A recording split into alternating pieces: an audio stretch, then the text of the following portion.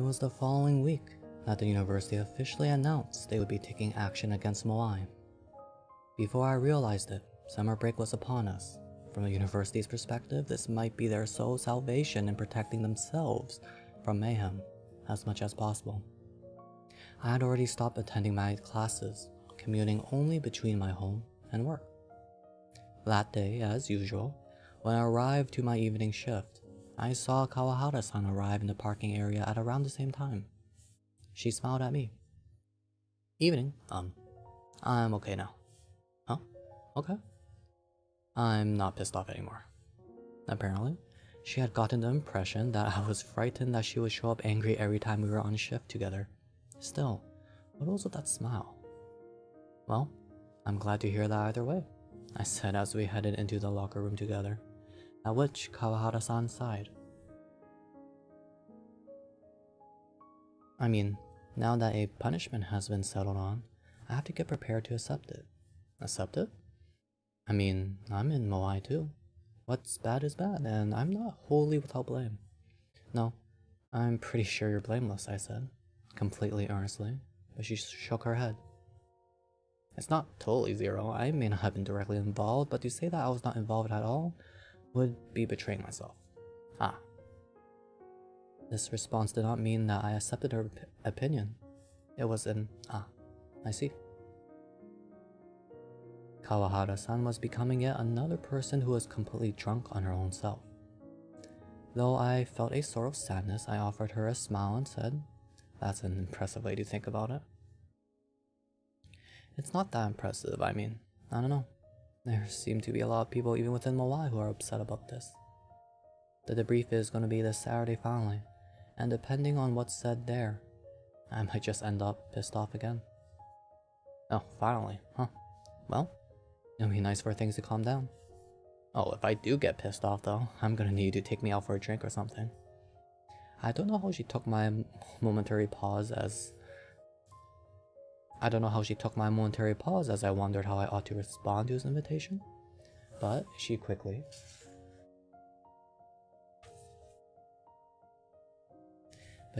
added, "Oh, I mean, if you want to," with an odd little bow, before vanishing into the storefront. Kawahara-san was beginning to seem like yet another vexing person. Trying to keep at least some consideration for my junior in mind, I considered the fact that I had now obtained the date for the member debriefing from the Y upper management. I wondered if there was some way that I could listen to that debrief. This would be my chance to hear Akiyoshi's own feelings on the scandal and the actual facts of the incident. It would be fine to hear it through someone else, but honestly, I wanted to confirm the results of this battle I had waged for these past months with my own two eyes. Plus, there was something of a sense of villainy lurking somewhere deep down in my mind. I wanted to see Akiyoshi's face when she realized she'd lost. However, I only felt that in half seriousness. What I actually wanted was just to see Akiyoshi return to her roots. That password, it gave me hope that it might not take much to make her remember the things she used to believe in, and so, if I could, I wanted to be present at that meeting. There had to be some way. As I thought about it, Kawahara-san returned and it was time for our shift to start. Just as the last few days had been for me, it all went by in a blur. Work, and eating, and conversation. Everything but Moai.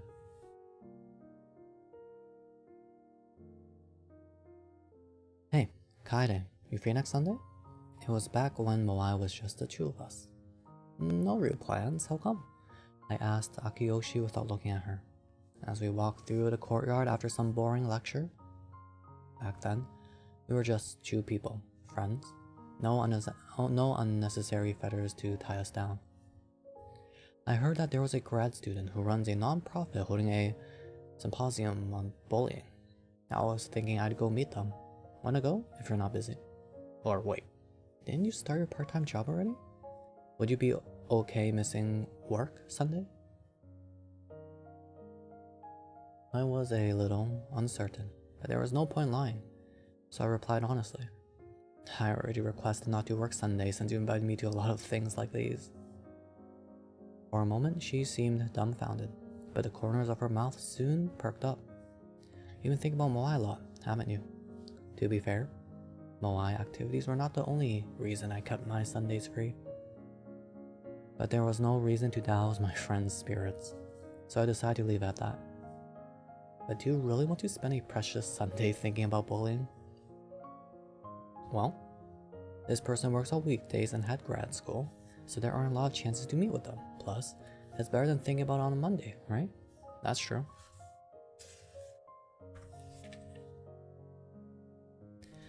I honestly didn't want to think about an unpleasant topic on an already unpleasant day. Apparently, the topic is how to care for the bullies as well, so I'm thinking there will be a lot of educators there. We aren't educators, though, but when we see bullying happening, maybe we'll be able to do something about it. As always, I was no match for those bright, clear eyes.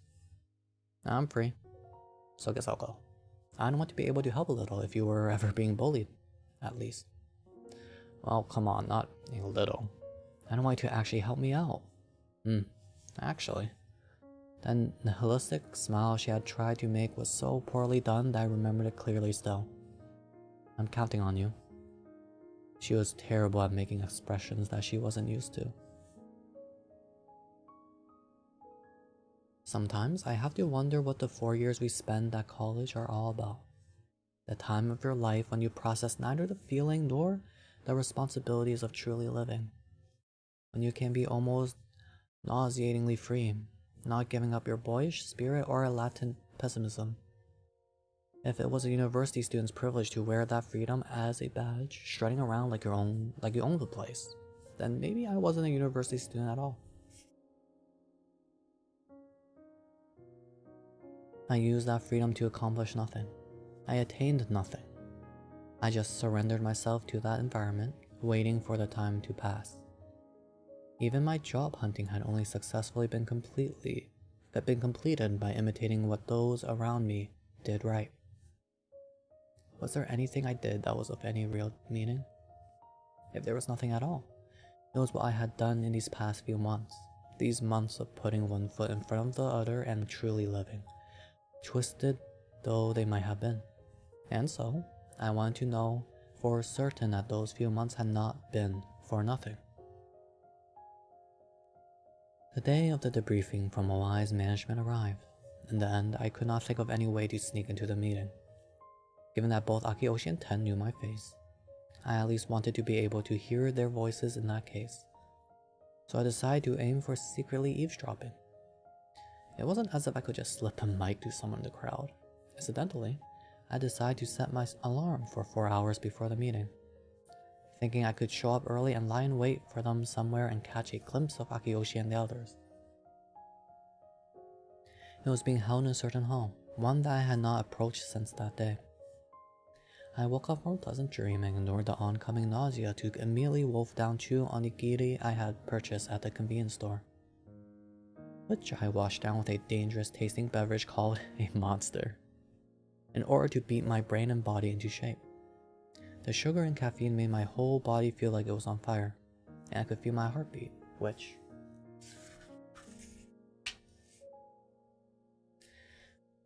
had been on the rise since I woke up, all the more clearly. Some of the nausea still remained, but there was nothing I could do about that. No disguises this time. I was sure it would only make me stand out too much. I would have to be stealthy moving through campus. I would head to this final battlefield as myself. This was my message to the twisted Moai. Lording around the house waiting was not making me any less fidgety or anxious. I downed the final sip of the energy drink and decided it was finally time to head out. I slipped on my sneakers and stepped outside. Though it was still morning, the sun was already steadily beginning to warm the asphalt and concrete. I locked the door, cutting off my own retreat. No one else in this great wide world knew that at this very moment I was heading into battle. No one knew, not the people in my neighborhood or even Tosuke or Ponchan or Kawahata-san, but why would they? It was better this way.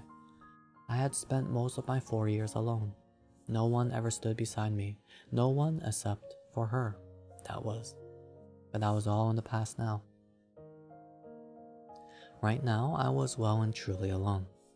Once alone, once I accepted and resigned myself to that solitude, my body felt all the lighter, as though it were wrapped in a thin shell that made me all the more resistant to the outside air. It made me realize some things as well. When I was a freshman, I never admitted the fact that I was alone. I was only affecting a quasi-lonesomeness. Unlike me, however, I'm sure that at that time, she was truly alone. Ever since that day I met her, she was capable of believing in herself. That was how she could always stay strong no matter how things really were. She didn't need anyone to stand beside her. I had foolishly believed that somewhere deep down, she and I were the same. In reality, we were just as different as we appeared. She had forgotten all about me. How had the past 2.5 years been for her? Years I had not seen. She had been lifted into a pedestal and flattered into losing sight of all that really mattered. But surely that was not all. Still, given how fundamentally I misunderstood her, I wondered what she had been thinking. I wanted to know, but I also didn't. I was getting tired of disappointment. I passed by other residents of the apartment complex as I headed down the stairs. We greeted each other with nothing more than a simple bow. I'm sure that not one of us ever once thought very hard about the other's lives. My head was filled with thoughts of her. My friend, who was no longer herself, neither the sharp lines on her face I saw the day of the meetup, nor the boring social feeds she updated every day, nor the washed out smile she wore in that new photo belonged to the real Akioshi who I knew back then. It made me sad, and though somewhere deep down I knew it was unreasonable, I resented her for changing.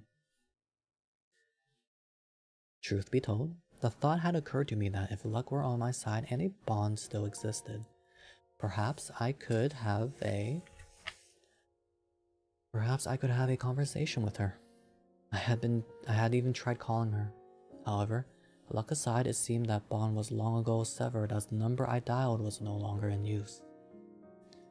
What would I have said though, if the call had gone through? Could I have told her that she was wrong? Could I have demanded that she go back to her old self? It was her, after all, so if that call had gone through, she probably would have said something like, "What's up, Kaede?"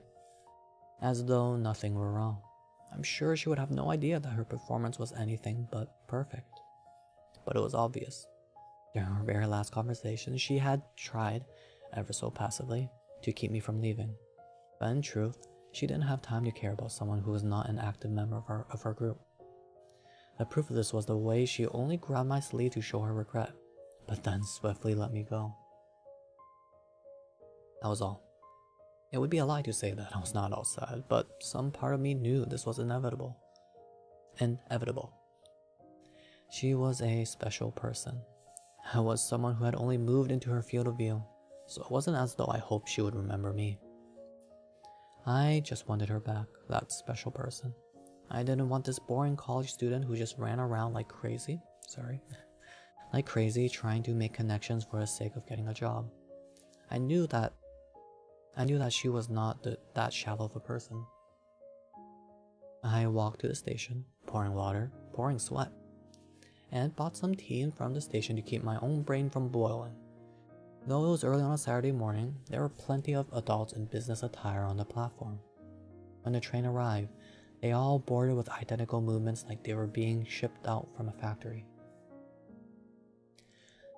I didn't think about how drab or boring they were. Other than the difference in age, they were hardly any different from us. Sooner or later, I would join that assembly line too. I would have plenty of time to think about it then. To think about what a drab adult I am. What a boring adult I am. I could set those feelings aside until later. A mere 10 minutes later, I disembarked the train at the station closest to the area of campus in question. One I rarely visited. The only people who were at school on a Saturday were club members or researchers, or eccentrics. Still, there was no reason for even them to be here this early. I could hear my own footsteps as I walked down the nearly deserted platform. Sure enough, it was hot on the ground level. I probably should have at least worn a hat or something. I headed to the school entrance closest to the station exit, hoping to get into the shade as quickly as possible. I had no required classes for my final term. I did not know how many more chances still remained for me to visit the safety zone that was my university. Not that I had any particular strong feelings about this. There was hardly anyone on the campus, aside from a runner who was probably just some random person from the neighborhood mixed in with a few people who looked to be students. I sat down in the shade of a tree on a bench and wrote to the hall. I looked at my phone and saw that there was still around 3 hours until the start of the meeting. Even if they had preparations to make beforehand, the Moai leaders would probably not arrive until an hour before at best. I had done this out of an abundance of caution, but it now occurred to me that perhaps my wake-up time was a bit excessive. I drank the tea I had purchased. The cicadas were shrill around me, which gave me a funny feeling like I was some old person who had just gone on a walk for my health. What could I do with all this extra time? Maybe I could find a nice cool cafe to kill some time in for a while. I was good at killing time. I had taken great pains to kill as much time as possible during my college years. My brain never really did get used to hour-and-a-half lessons, and it wasn't as if I had enough acquaintances to run into one just by wandering around campus. I had just killed time alone and occasionally with Tosuke. An excessive amount of time killed pointlessly. My life as a student was probably a waste, but then, did such a thing as college years that weren't a waste exist anywhere? Moreover, there were people in this world whose hands were stained with sin because of the things they had learned in college. And people who lost their lives because of college itself, and even those who lost whatever brilliance may have once been inside of them. Compared to all of them, I had suffered no losses. I was doing exceptionally well. Thinking about it, even what I had been trying to do recently was only for the sake of bringing back the time that had slipped away. I would have never had to do it if Moai hadn't changed. This was no different from killing time. Of course, it would be a lie to say that I never once held hope for the passage of time. I doubted that was any different from other university students, either. When I started school and I met her, I'm sure that I held some hope for the future. I probably even thought that the day might come when I might encounter my own ideal self. I don't believe that time was a waste.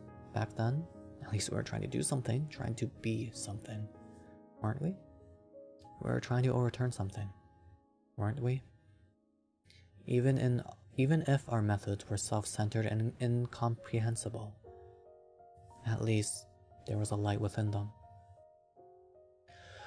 Oh god, I need water. I did not drink water.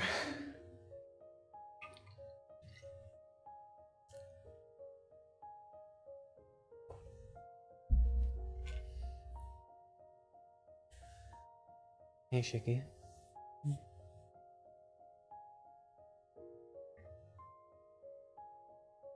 Hope you're doing well. I'll just be here reading.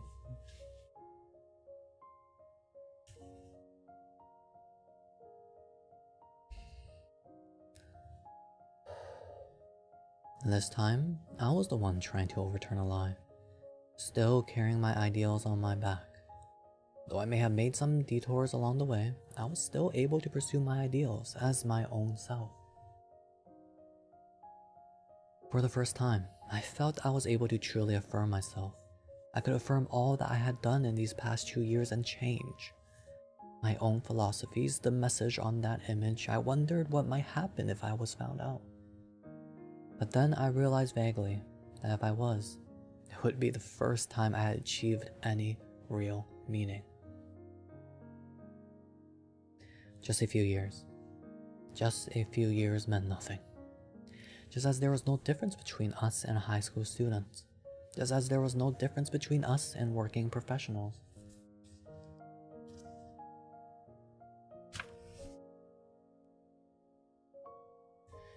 So I had to tear it all down to nothing. I would bring it back. We would go back to that time. From there, we could just build it up back up again. I could feel the temperature rising along with the feverish feelings boiling up inside of me. I probably did need to move somewhere else. At this rate, I was going to end up exhausted before anyone even arrived. There were still 3 hours until the meeting. I could afford an hour's break, I figured, standing up. Then, as I took one itty-bitty little step forward, I took one little step closer to the future, unimpeded. In the second I looked back, a million thoughts ran through my head. There was actually someone here at this hour? Someone who would bother talking to me? The ideals of my freshman year, the disillusionment of my sophomore year, the resignation of my junior year, the battle that was my senior year. I don't know if I really did recall all of that at once in that moment that came as quickly as it went, but it felt as though I did. I don't know what was true at all at this point.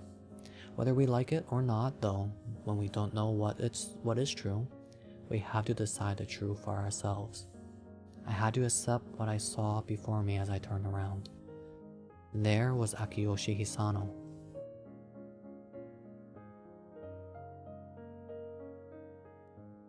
No more need for reminiscing. Does she know? Who knows? And there's the image, which I believe is the other half of this. No, not the other half. This had the full page. It's just, I mean, it is one half of it though.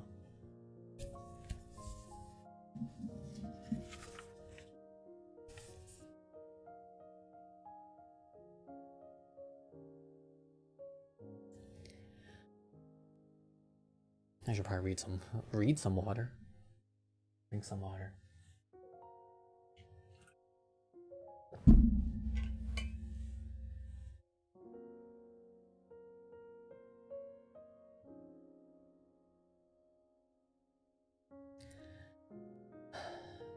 There she was before me, in the flesh.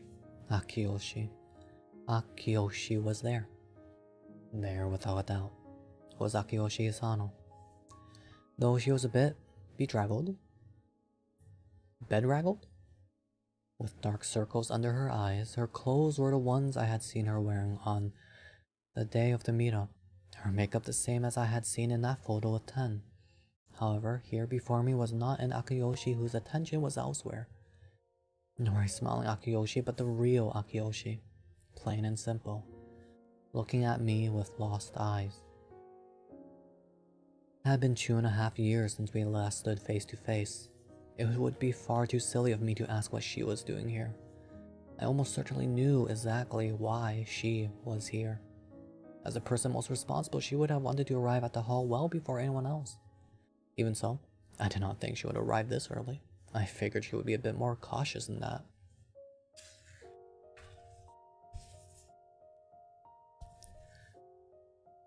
From the way she was holding her hand out towards me, I could tell that she had been worrying over whether or not to say something to me and had panicked when she realized I was about to leave. As I froze on the spot, Akiyoshi averted her gaze and then looked back at me.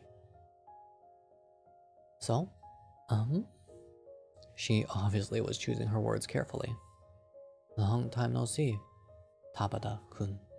Tabata-kun. I mumbled to fill the silence, if only as an expression of how uncomfortable I felt. Not Kaede. Tabata-kun. Both of them were undoubtedly me. Sorry for startling you, she said. I'm fine, I replied. I'm sure that the two of us looked like nothing more than friends who had not seen each other in some years, which was in fact true. As I stood there wondering what I ought to say, Akiyoshi answered a question that I had not yet asked. So I wanted to talk to you about something, if it's alright, she said, looking at me and then at the bench I had been sitting on.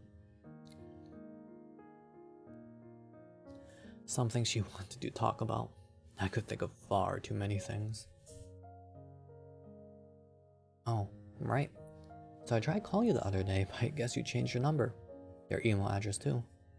Well, it has been 2.5 years.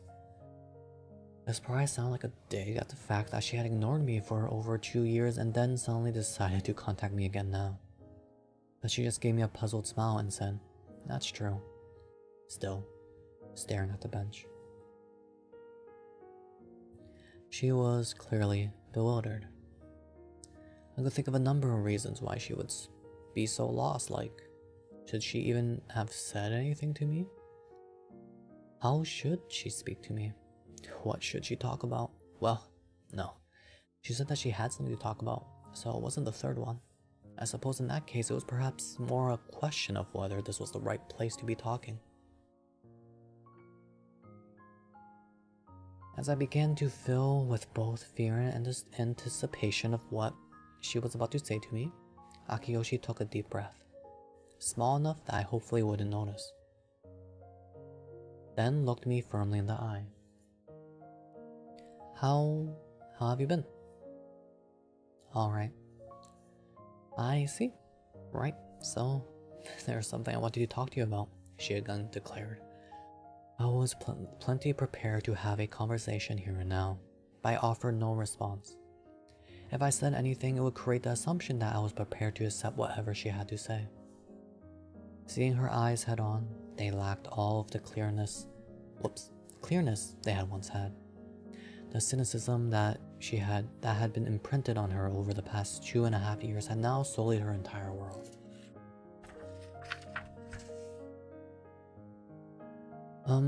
Have you heard the news? She had never been so roundabout in conversation either. I simply tilted my head in reply. Moai is, in pretty bad shape right now. There's been an issue, so we're going to have a meeting to talk to everyone about it. I know.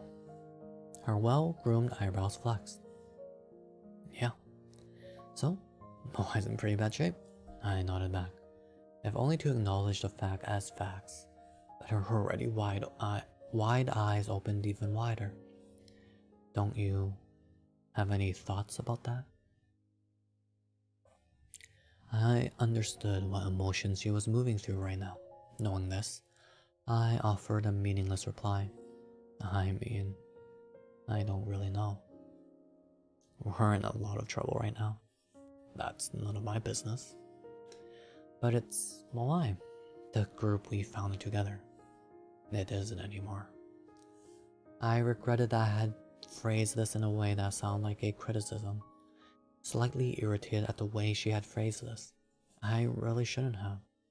I could hear her drawing in a large breath. Yes, it is.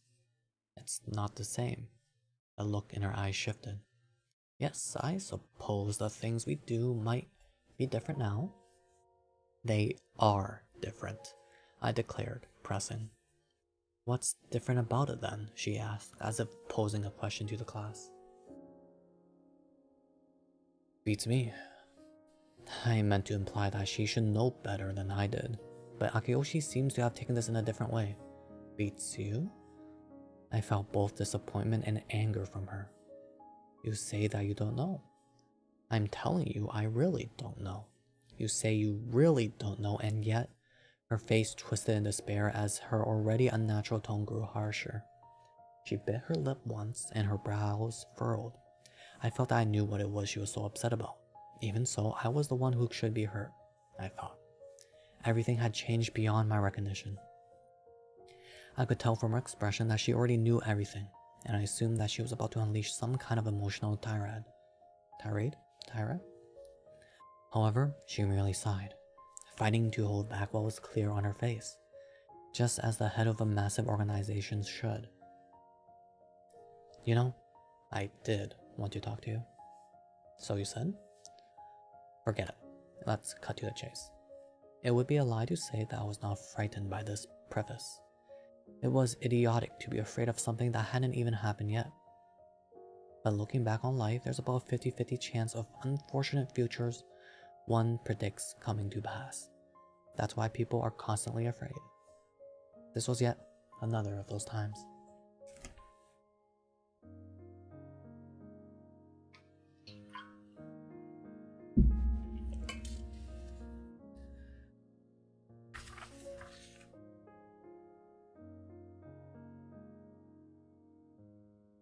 I'm guessing it's no coincidence that you're here. It was you, wasn't it? Somewhere, deep down my heart, I had been practicing tilting my head in ignorance. What was? The picture in my head had been more accurate than I anticipated, down to both our expressions. Moai. She did not appear lost anymore. You posted on the internet about us exchanging personal information with businesses. You think I did that? I do. I could see the conviction behind her nod. It was not doubt, nor assumption. She was absolutely certain. Naturally she was. Of course, correct. The question here was how she had come to that conclusion and how exactly she felt about it. Still keeping up the same bewildered expression I had predicted, I had to ask. I'm not sure what you're talking about, but why would I do something like that?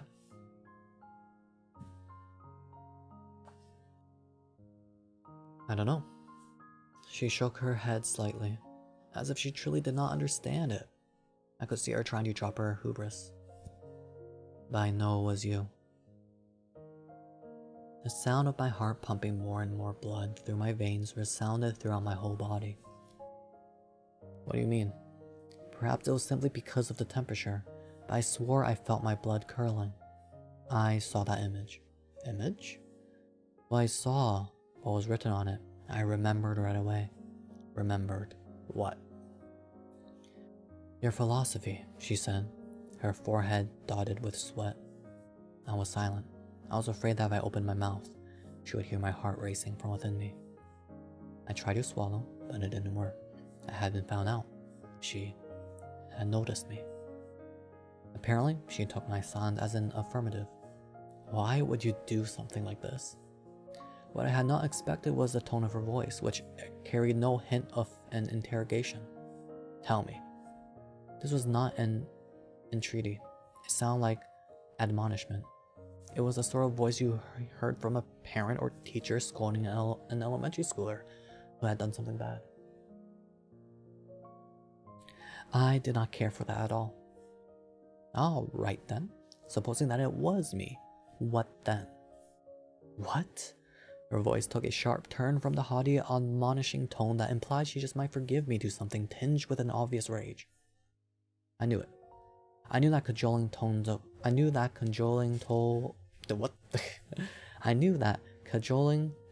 her was the kind that you use when you don't think of the other person as your equal.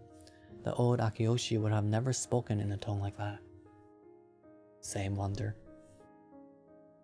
I'm speaking to you because I wanted to have a real conversation about this. Conversations aside, you did something bad, didn't you? It's none of my business. But giving out personal information to corporations, you're the one at fault here if you were doing something like that at a time like this. When everyone knows why you shouldn't. That's entirely true, she admitted, with surprising forthrightness. That's why I'm going to acknowledge that and accept responsibility. You say that like it's something to be proud of. Now I was simply taking inventory of my own thoughts and releasing my feelings aloud. I didn't mean it like that. She flinched visibly. I could tell that I had struck her heartstrings, so I decided to speak my mind before her irritation could grow any more.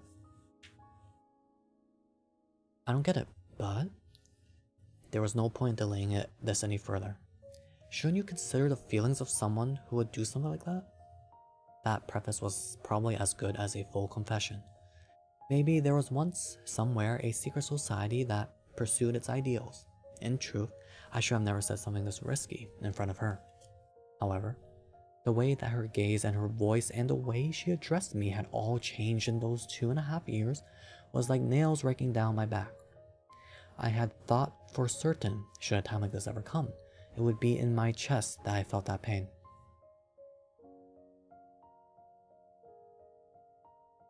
No one ever thought much of it when it was just a group that clung to its ideals, not inconveniencing anyone.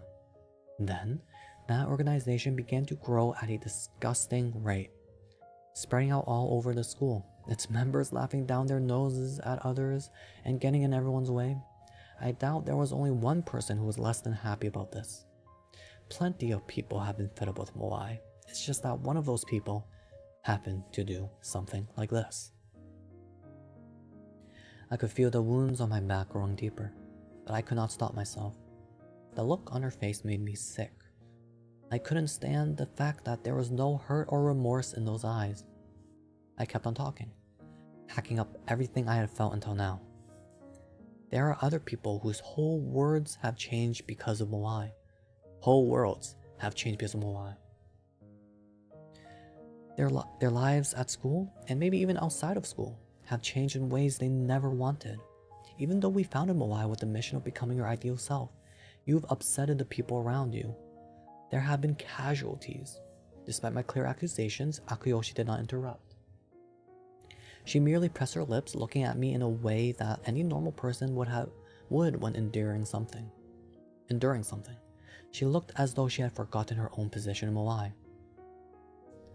For just a moment, there was a brand new Akiyoshi.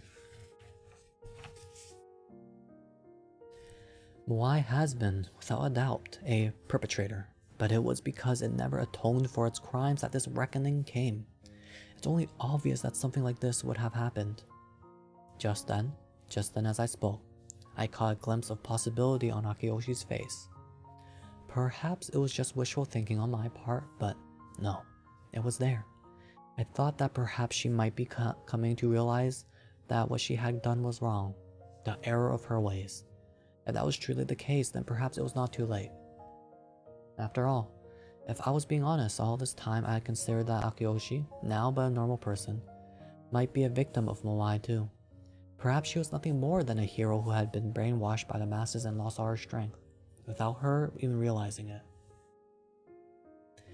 Perhaps in hearing what I was saying, she was realizing that right now maybe she was thinking back on her own mistakes, and trying to bear the shame. Maybe she was thinking having a change of heart.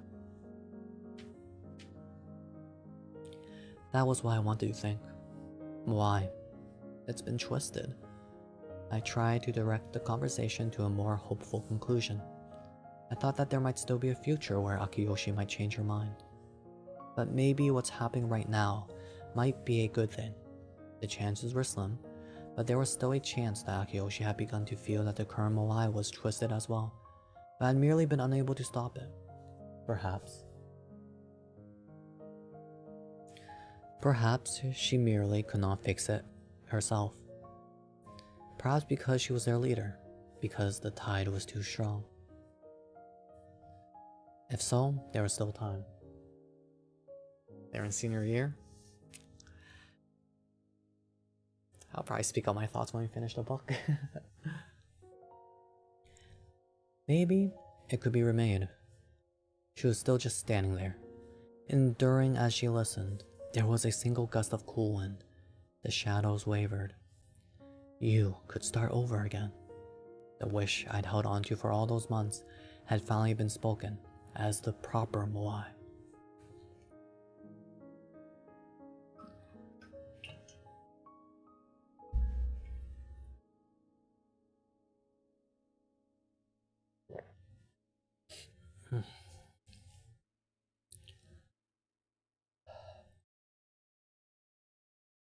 I was a little proud of myself for being able to say it, to make it easier to speak to her.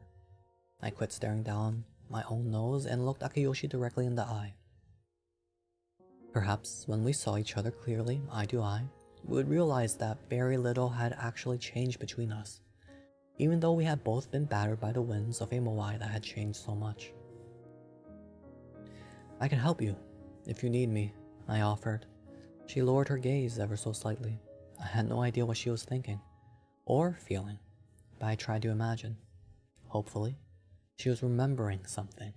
However, I should have remembered that in reality, unlike unfortunate predictions, our expectations betray us about 80% of the time.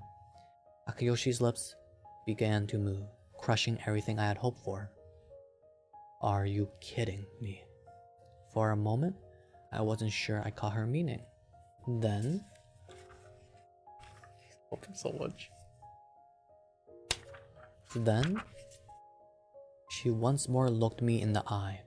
her own eyes bleary and seeming to contain every single ounce of strength in her body. Bizarrely, I could only describe her gaze as one you would wear when staring down an ancient rival. Are you fucking kidding me? Okay. This time, I was the one who flinched, as everything she had been holding back came roaring out. Akiyoshi. The hell? What the hell is this twisted nonsense? This good chance? This we can rebuild it? And what was it? A proper moai? Obviously, this was not a question. You don't know anything about what goes on in moai. You don't know anything about the past 2.5 years. You tried to destroy moai and blame on other people, and then you're gonna just sit there and say that? You have got to be fucking kidding me. Akiyoshi wheezed, her shoulders heaving as though she had been forgetting to breathe. I turned over the words that had come out of her mouth in my mind. The more I thought about them, the more bizarre they were. I had worked so hard to try and guide Moai in the right direction, and I had even reached out to her in reconciliation. And yet here I was being vilified. All my words denounced. When I finally let that sink into my bones, I felt my blood rush to my head. What are you saying? You know it, you feel it. There is something wrong with Moai. You know what? You keep saying that. But just what is wrong? Quit dancing around it. The look she had had in her eyes, as though she was actually seeing me, was gone now. It's obviously twisted. You're hurting people and doing bad things. You yourself said it just now, didn't you? That you're doing different things from the Moai we created. I could hear her breath. Right. Through her clenched teeth. This time, yes, we messed up. And yes, there are probably people we've caused trouble for. But what's so wrong about things just being different? Akiyoshi wasted not another second, launching an attack before I could put my thoughts into words. There's nothing wrong. It's natural for things to change as time passes. It's not like things that stay the same are somehow more righteous than things that change. She sniped, but I turned her words around. You never used to lecture people like this, Akiyoshi. You have changed for the worse, and so have you. Her expression shifted. I could tell that deep down her sorrow was beginning to overtake her anger. Ever so slightly. How did you end up like this? Same to you. How could you have abandoned all your ideals like this? I haven't, she shouted, more loudly than anything she had said before. I would never abandon my ideals. I still believe in making as many people happy as possible. That people should be able to live a life that they won't regret. That people who have found their own happiness should do good in the world. And also, if it was ever possible, then we should live in a world free of wars and poverty and discrimination. And then why the hell are you masquerading as some job seekers club? You can't get on by wishes, she screamed again. Her voice sounds so full of hope. But compared to what she was saying, on the other hand, it takes means and efforts and planning to make the things you want to see come true. That's what I've come to realize. There's nothing twisted about that. I'm just trying to make things happen. You could understand at least that much. How can you call that an ideal if you no longer believe in the power of wishes? To hear her say such a thing disappointed me all the more. You, with a voice that was half a moan, Akiyoshi's heavy-looking business bag slipped out of her hands and onto the ground. Just what have you accomplished in 4 years through all those cheap methods, I asked. How have you changed the world by helping out random job hunters? What did you change for the better by bringing in a bunch of idiots and ruining Moai's reputation? In response to my question, Akiyoshi, who now seemed nothing more than just a girl, appeared to be desperately fighting back tears. So, this was where he had come to. Tell me, Akiyoshi. In part, it felt as though I was questioning the meaning of my own 4 years. I waited for her to reply. I prayed that she would say something of meaning. Finally, she looked me in the eye, trembling. I was wrong. I expected to hear the truth from her lips, but there was not even a conversation in those trembling words. Yet, hearing them, somewhere deep down, I was relieved. Even if we could not see eye to eye, at least she had come to realize the error of her own ways. I was happy even. I thought that she was ready to repent. Still, I wanted to hear clearly straight from her mouth. You were wrong about what? Now, her moves, Her lips moved with certainty. So many times in the past 2.5 years, I thought how much better things would be if you were still part of Moai. But I was completely wrong. What she was now rambling was a confession, one that I had never expected. I was taken aback. A giant question mark floated in my head. I had no idea what she was saying. In my heart, I felt both joy and sorrow, but there was no time to consider this. But you pushed me away, I replied, along with the old Moai. Pushed you away? What are you talking about? Your values changed and you pushed me out.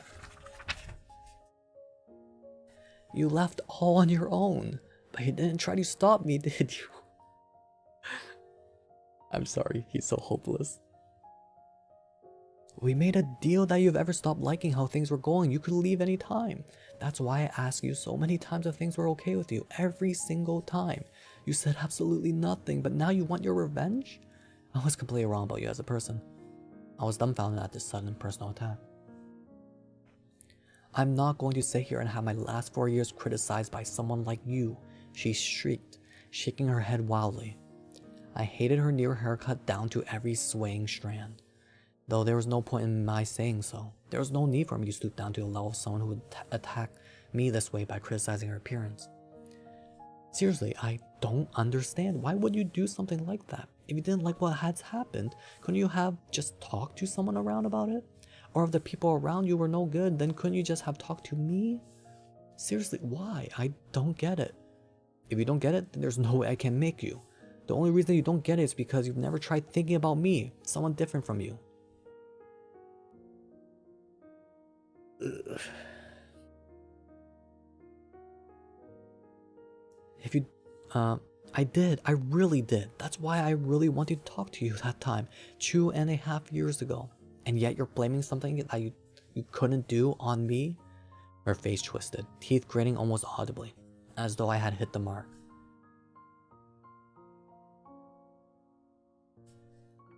Ashiki, I'm assuming you're really confused about the story right now. It's just the main character being a girl failure.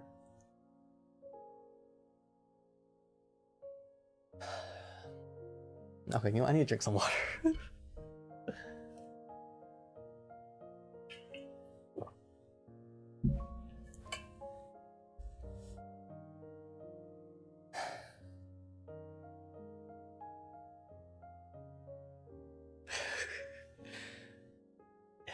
Yes, I agree.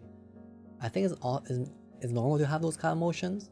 It's not normal to have it pent up for 2.5 years and get revenge on it and get revenge. After 2.5 years, I think he should have just talked it out, or I don't know, say something. I don't know, man.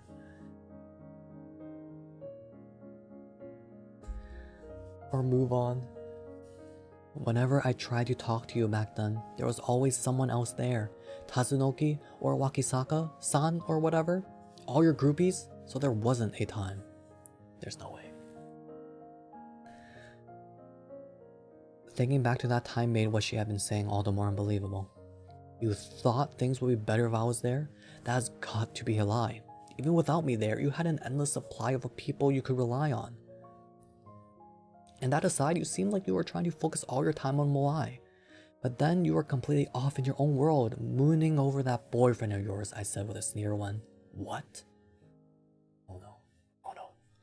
Her single syllable reaction was completely different from any other she had shown me that day. She now gripped at her own hair with her freed up hands, in a gesture clearly not of anger but utter bewilderment. I also felt lost. I had no idea which part of my words had driven her to that point.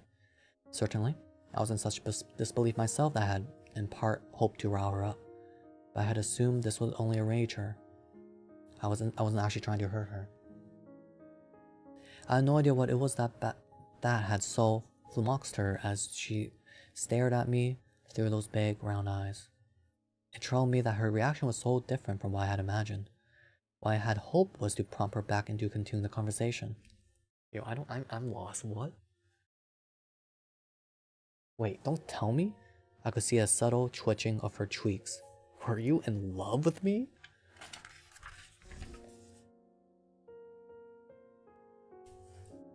I had no clue what she meant. What? The voice that came out of me was the same ilk as Akiyoshi's. Just prior, My head was filled to the brink with question marks now. What on earth was she saying? Is that why you did this? Because of some grudge? What the hell was she saying? In love with her? Huh? Love. Obviously, I trusted in her as a friend back then. I respected her, frankly put. Perhaps I did love her.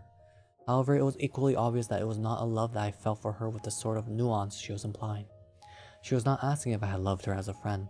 She was asking if I had loved her in that way. That's not... Akiyoshi looked into my eyes as I spoke. I had never seen her make a face like this before. Another unfamiliar expression. You disgusting creep. For a brief moment, her silhouette seemed to be dyed in all black, but there she was, looking at me with scorn in her eyes.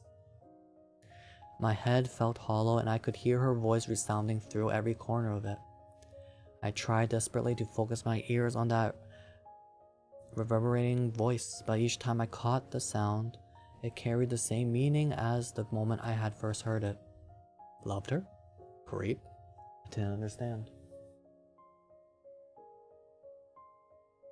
On what basis, on what grounds would she say such a thing? She didn't get to decide what it was that I felt for her. Or was it simply that I had just never realized it?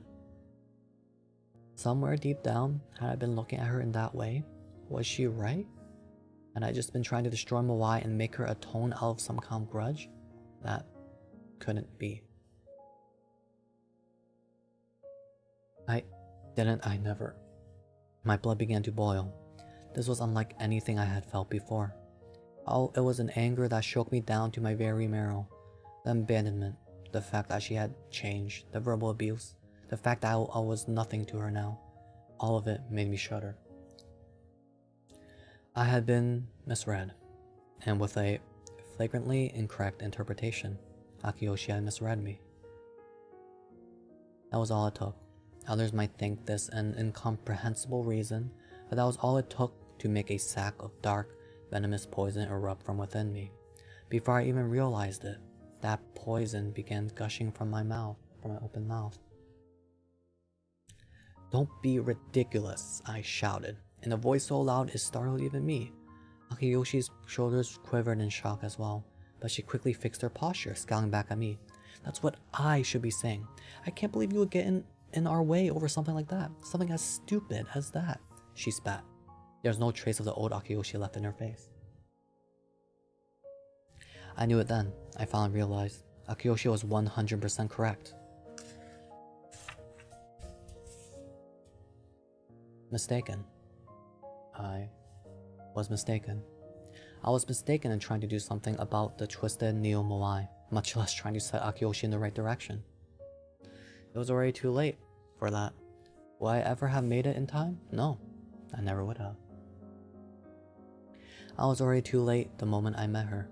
I was wrong. Oh, I was already too late the moment I met her.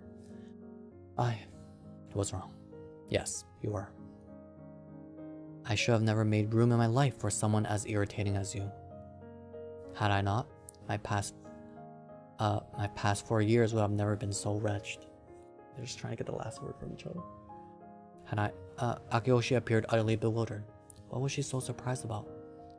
You're just a monster who craves the spotlight. You only chose me that day at random just because I happened to be sitting beside you. Because you needed someone to help you tend to your wounds. It didn't matter who it was. That's not... She started to say, but then Akiyoshi swallowed her words. I would see her slowly paling. My poison was seeping into her. Loathing the fact that she would dare to make such a face, I began spouting poison again. What the hell was all that about? Ideals? Well, about the greater good. You got me all wrapped up in your little plots when you were only ever in it for yourself. I knew then that I had always wanted to say this. It wasn't Akiyoshi. Every single one of them talked about ideals. They spoke of kindness for the sake of others, but when you peel back their skin, all you find underneath that is pure selfishness. Akiyoshi, Tosuke, Ten, Ponchan, Kawahara-san, they were all the same. When it came down to it, they were all just in it for themselves, just using others to fulfill their need for attention, or money, or their sexual desire, no matter who or what it was. using moai as merely a place for them to affirm their sense of righteousness. Using a senpai in place of a lover out of mere loneliness, using a gathering of friends as a tool for job hunting, using a kohai as an outlet to sate one's desires. Or perhaps even, I was just an easy excuse for you. It didn't have to be me. I was just a stand-in, someone who would pay attention to you.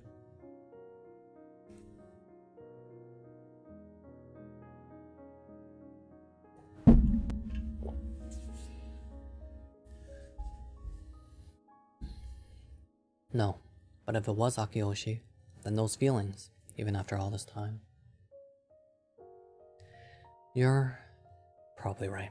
She nodded, with a pained look on her face, as though all my poison now ran through her veins. That face burned itself into the back of my skull. I couldn't hear. I knew that her lips were quivering, but that was all. It felt as though my ears had been cut out entirely. Then my heart, then my stomach.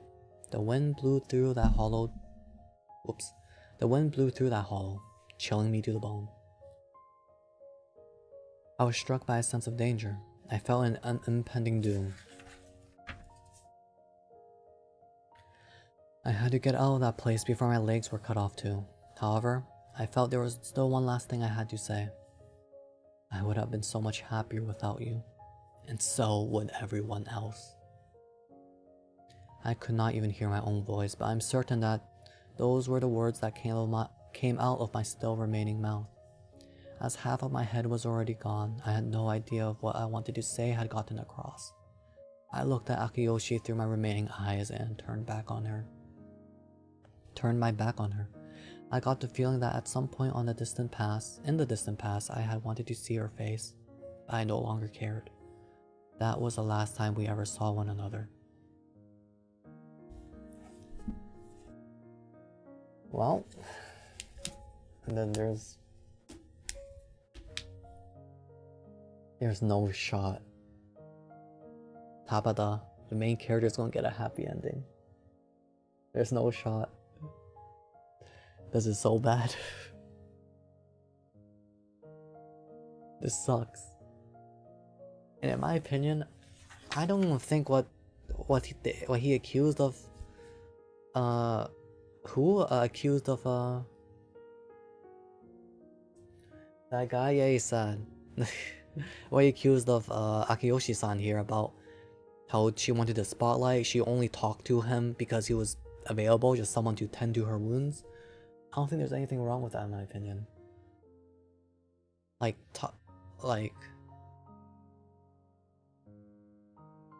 just talking to someone and making friends and not really like, it's not like you're hurting them. Well, I mean, granted this time it hurt someone, but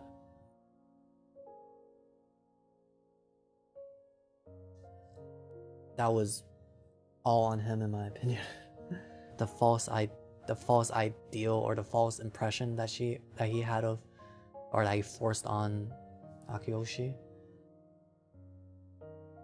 Also means that he feels not needed from the start. Yeah.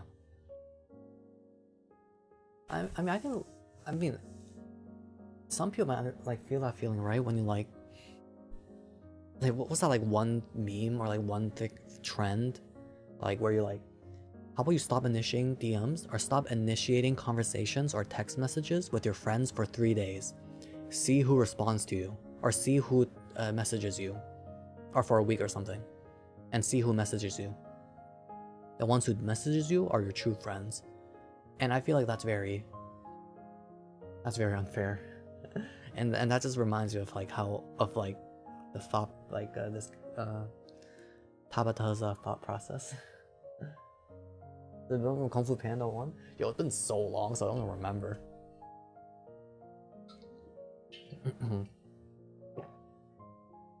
Let me get through the story first? Yeah.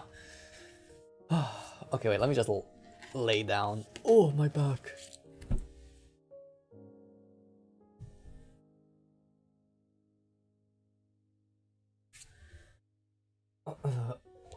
Yeah, when they get angry or like argue, I kind of read really fast because I guess it was the mood. Dang, that was rough.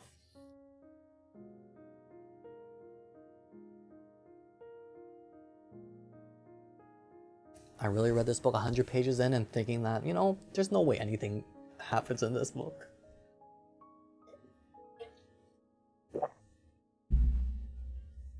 How it happened a lot faster? Oh, for sure.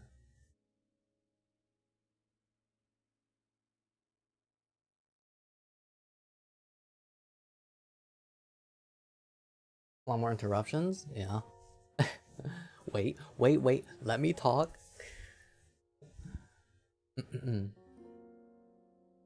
Oh yeah, me saying the F word? I very rarely say the F word. Or I mean like from reading. I don't cuss, but when reading, I'm still not comfortable, or not comfortable, I'm still not used to saying curse words like that.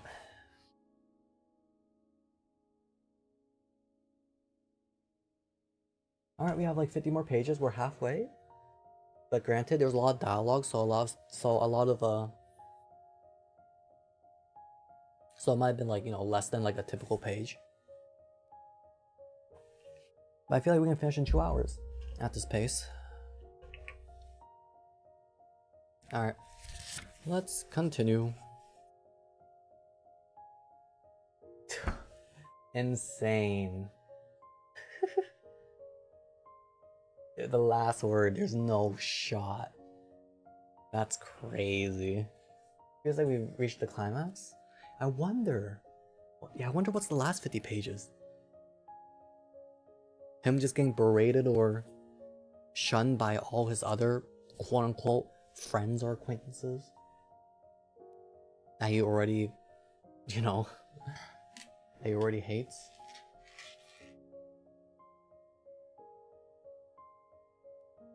I don't think that's even accurate, the 3 days timeline.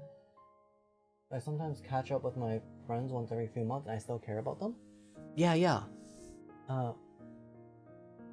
Yeah, but it's like that thought process. I agree, like I would like, even if they don't message me, like I never message anyone, but if they message me, I'll be very happy to talk to them. But it's like that thought process where they only care about me when I initiate, or they only reach out to me when they want something from me. Like, that kind of thought process can be very stressful in my opinion. I don't know.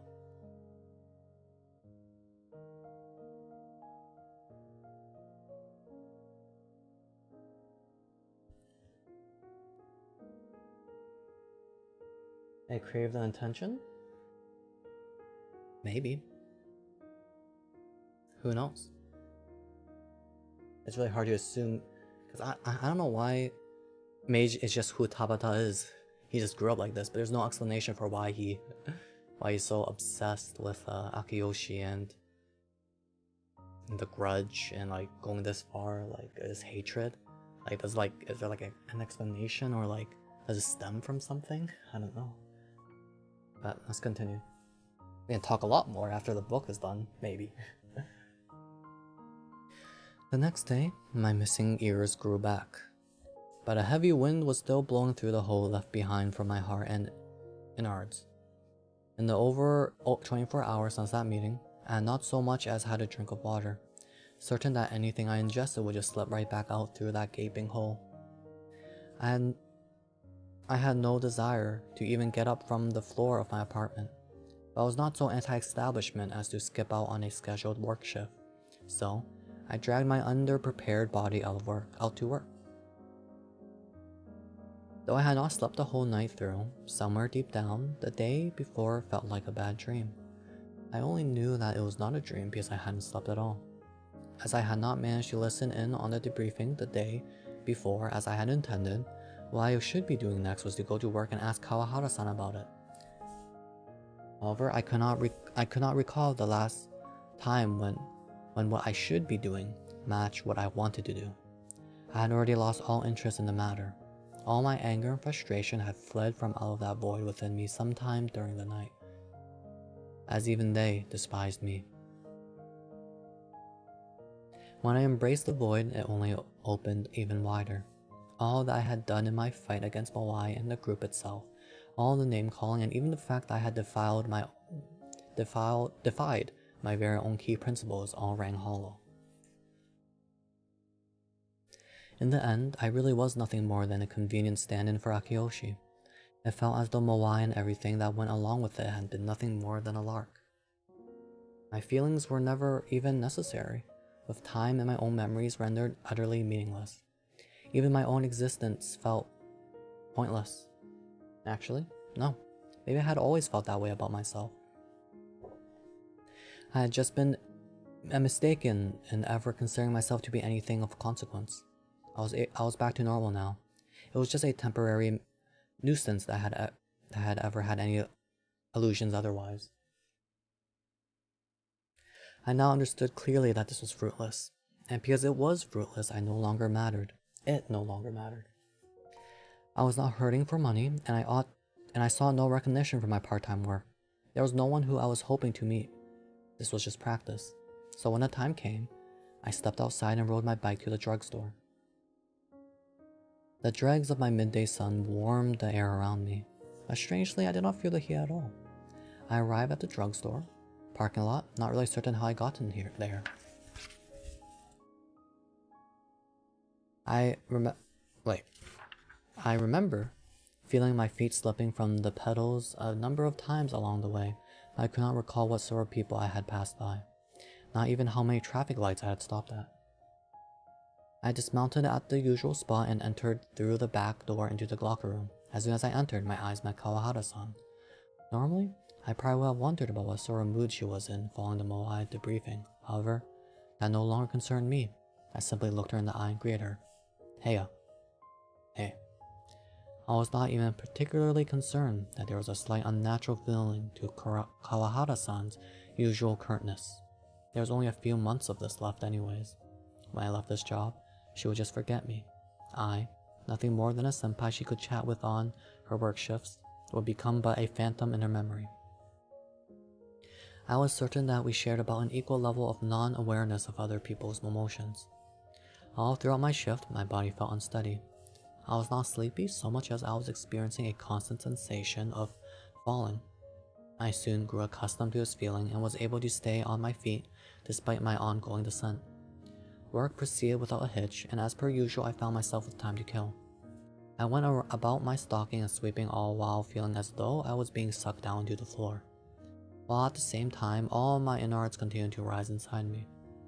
It was strange to think at this rate, things would wrap up uneventfully, and I would just go back to that apartment. For an empty person to go back to an empty room felt like a joke. As I crouched down, restocking the calorie mates, I heard a voice from behind me. I picked up the calorie mate bar that I had dropped in shock, returning it to its cardboard case. I turned around, trying to bring down the impossible speed my heart was racing at. I assumed it was some customer wishing to know where a certain item was, but in fact there stood Kawahara-san. I stood slowly up, taken up by surprise. She stared at me fixedly, as my own line of vision shifted from a point lower than her own to a point higher. Something wrong? Shouldn't you be at the... It's fine. There's no customers here right now. So then, what was it? Her brows furrowed slightly. I wonder if she was angry about something. Something happened then? No. I was just wondering if you were alright. Me? You've been kind of absent-minded since you got here. Oh, of course. She was worried about me. That's what that expression was. All of it, huh? I guess she did have an eye for people. I'm fine. I think I've pretty much been absent for my entire life. I phrased it like a joke, but it was true. Kawahara-san did not laugh. Absent, huh? That's actually a pretty similar word to empty. So yep, that's just me. Absent as ever. It seemed equally possible that she would laugh at this, or perhaps be worried, or perhaps even get mad and say that I shouldn't say such things. Any of them would have been fine by me, but that was not her reaction at all. Sorry, she said. I don't really know what to say to that. Apparently, all I had done was make her uncomfortable. Oh, no. Sorry for being so weird. I've been thinking about it since yesterday. Since yesterday? She seemed a bit flustered at my question, putting her hand to her mouth. Sorry, it's got nothing to do with you, Tabata-san. I'm really sorry. No, it's just... I heard someone else say almost the exact same thing, that they were empty inside. I had no idea what to say to it then either. Akiyoshi, Matcha. So, she gets tangled up with a lot of weirdos too, I vacantly realized. I don't think you need to say anything to it. I'm pretty sure I really am empty, me and that other person. I can't feel that way, she said, then quickly bowed her head and added, sorry, as though she had not expected her sudden rebuttal. But seriously, it was a bit late for it now, but those appended words made... Oh, I keep hitting the mic, I'm sorry. I'm sorry too. But those appended words made me realize that she really truly was a good person. A properly good person, unlike me. She bitched and complained about others, but in the end, she really was a good person who sincerely cared about others. Though I couldn't agree with her words, I thought I ought to at least formally thank her.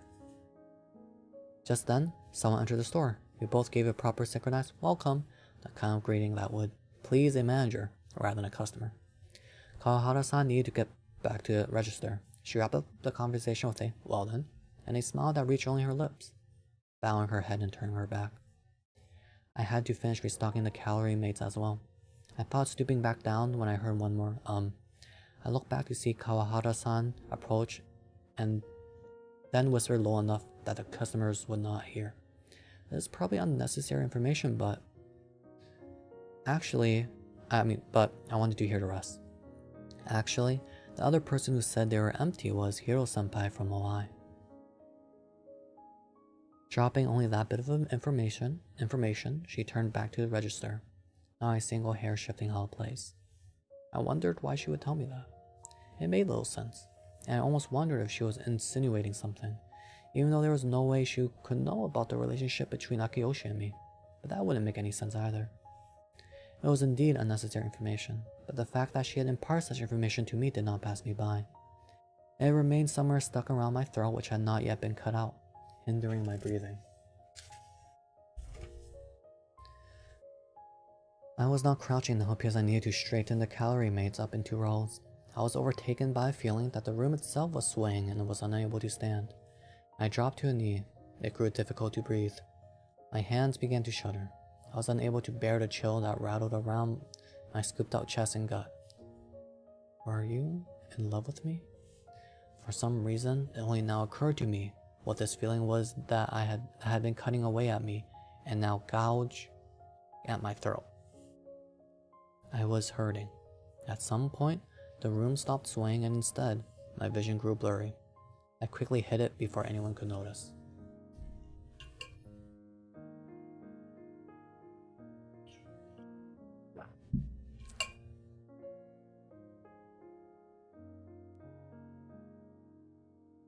So, Kawahara-san, for the first time ever, when we finished work that day, I called to Kawahara-san as she started to leave the locker room ahead of me. Seeing her turn around with wide eyes as though she had been attacked in a moment when her defenses were down, I had to properly explain the reason I called to her. Sorry, could I ask you to wait up for me? It was an odd request. If you thought about it, Kawahara-san always waited in the parking lot for me before heading home. After all, and yet, she gave me a sincere, yes, of course, yes, nodding profusely before heading out the back door with a, I'll be outside. I shed my apron and work shirt, heading out behind her in my t-shirt and black linen pants. This time, instead of starting up her engine, Kawahara-san was waiting for me. Hey, sorry to keep you, sorry, this was sudden. No, I mean, that's fine, or whatever. There's something I wanted to ask you. How do you approach this? It would be strange to ask this out of the blue, wouldn't it? As I dithered, thinking that it wasn't as if she knew all that much about me anyway, Kawahara-san said, rolling her helmet around in her hands. Let me guess, is this about Hiro-senpai? What? Well, I mean, I just wondered since our conversation earlier kind of left off at a weird place. Sorry if I misinterpreted. She wasn't. So I nodded humbly and said, no, you're right. What I was wondering though was why you told me that the leader Moai was the other person who said they were empty. I fear she might have realized that there was some connection between us. Still, running her helmet over, Kawahara-san looked up at the night sky. I followed her gaze up, but the lights of the drugstore were so bright I could not see a single star. So, apologies if this starts sounding kind of rude, but it's fine. Go ahead. I nodded, fully afraid that the parts of me had been injured were about to experience some brand new damage. So, it was almost a relief to hear the words spoken from some... Bleh. It was almost a relief to hear the words spoken from so close to me. The two of you are, well, you might not actually know Hiro-senpai, but you do know that she's the head of a large organization, so bear with me. The two of you are completely different types of people, right? I'm sure the stuff you do and your daily lives are completely different too. That was true. But you're both depressed over something, clearly tearing yourselves down and saying you're empty and stuff, right? Or yeah? So I think you're sort of both the same. You both have too much confidence in yourselves. Confidence? I parroted stupidly, reflecting on this unexpected word. Yeah. You're too concerned about your own proper image, I think. I don't think we are. At least I'm not.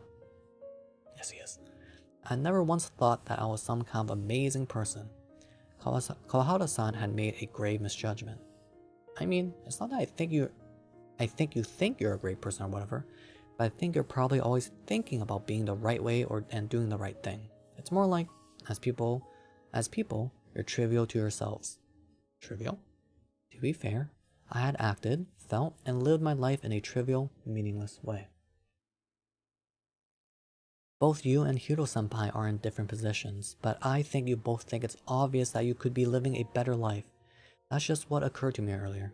I mentioned her name because I thought that was weird, but well, what I'm trying to say is what I should have said to Hiro-senpai yesterday was, everyone's empty inside. I'm empty too, and according to you, Tabara-san, so are you. No, I don't think that's true. Instantly, I rejected her opinion. I had been breaking my own principles left and right since yesterday. However, that was how I truly felt. At this point, I even felt terrible for thinking Kawahara-san was the same type of person as me. For some reason though, she grinned at me. It's fine. When there's something you're lacking, you just need someone else to cover for you. Is that how it is then? Yeah, there's always going to be a senpai who'll stick it out with you even after you get drunk and lose your cool and make a run for it. I could not comprehend or accept this logic, but I knew that she was trying to cheer me up, so I just said, "Thank you for encouraging words," forcing a smile. No, I'm just glad I have you to prop me up. Honestly, I was feeling a little in the dumps too. Did something happen? Oops. There I went again, shattering my own philosophies. He's developing character. Stepping all over someone's boundary with my words. Crap, I thought. But she just gave me a strange little smile and asked, "You want to hear about it?" I nodded. She casually turned the helmet over in her hands once more. Hara-san has made a grave misjudgment. Confidence? Yeah. That's true too. Yeah, for me, I mean, I also agree with this part about like how he wants to act a certain way and he's confident that he's acting in this way to like, you know, not hurt other people, and he's deciding for them like how what would be best for how he what would be best for them in regards to how he behaves around them. Okay, I don't know how to word that better. but I was thinking about how he was like so confident on like what Akiyoshi was like. There's the confidence part. My voice is gone, holy moly, but I'm finishing this book today. 40 more pages. Moai's gone. The words passed right in through one of my ears and out the other before looping back around. What? Well, more accurately, it's still around. It seems like it's going to be dissolved. At least that's what Hiro-senpai said at the meeting yesterday. It was kind of a shock, really. I've had a lot of fun since joining. Was that the university's punishment? Don't think so. Seems like the school just imposed some penalty. Disbanding was Hiro-senpai's decision. Huh. Was this her way of taking responsibility? No way. Was this her way of taking responsibility? For some reason, my throat began closing up again. Guess it got bad enough they had to tear it all down. Well, so actually, like, it seemed like it was a pretty sudden announcement and some decision Hiro-senpai just made when she was up there on the mic. Tensan and the professors all lost their minds over it. Seems like that wasn't what they discussed. Wow, what could that mean? I mean, I imagine that she's got a lot of responsibilities as the head of the organization. A lot of weight on her shoulders that we can't even imagine. But at the debrief, Hiro-senpai just looked so frustrated that I finally realized how seriously hard this stuff must be on her. even though it's a bit late for that. So, Moai is being the salt because that's what the leader wants? Even knowing that, there was nothing I could do about it. Still, now that things had gotten this far, I couldn't help but let a bit of a worry into my voice. At the very least, it seems like Hiro-senpai doesn't want to be involved anymore. One of the juniors who was set to take over as a representative starting next year was saying that if the group does disband, they might just start operating as a different organization. But apparently, most folks still seem pretty uneasy about the idea. "You're basically just being a bandit," I muttered. Kawahara-san looked up at the sky again, mumbled and said, "I suppose that's true, but I do wonder if we'll be okay without Hiro-senpai." There was some clear unease in the edges of her wry smile. Moai is run with the backing of a lot of alumni, but it's usually Hiro-senpai who forges those relationships. So on top of the management issues, I just don't know if there's anyone who could truly take her place, she said, as though speaking about someone very dear to her. I mean, she remembers the names and faces of every single member.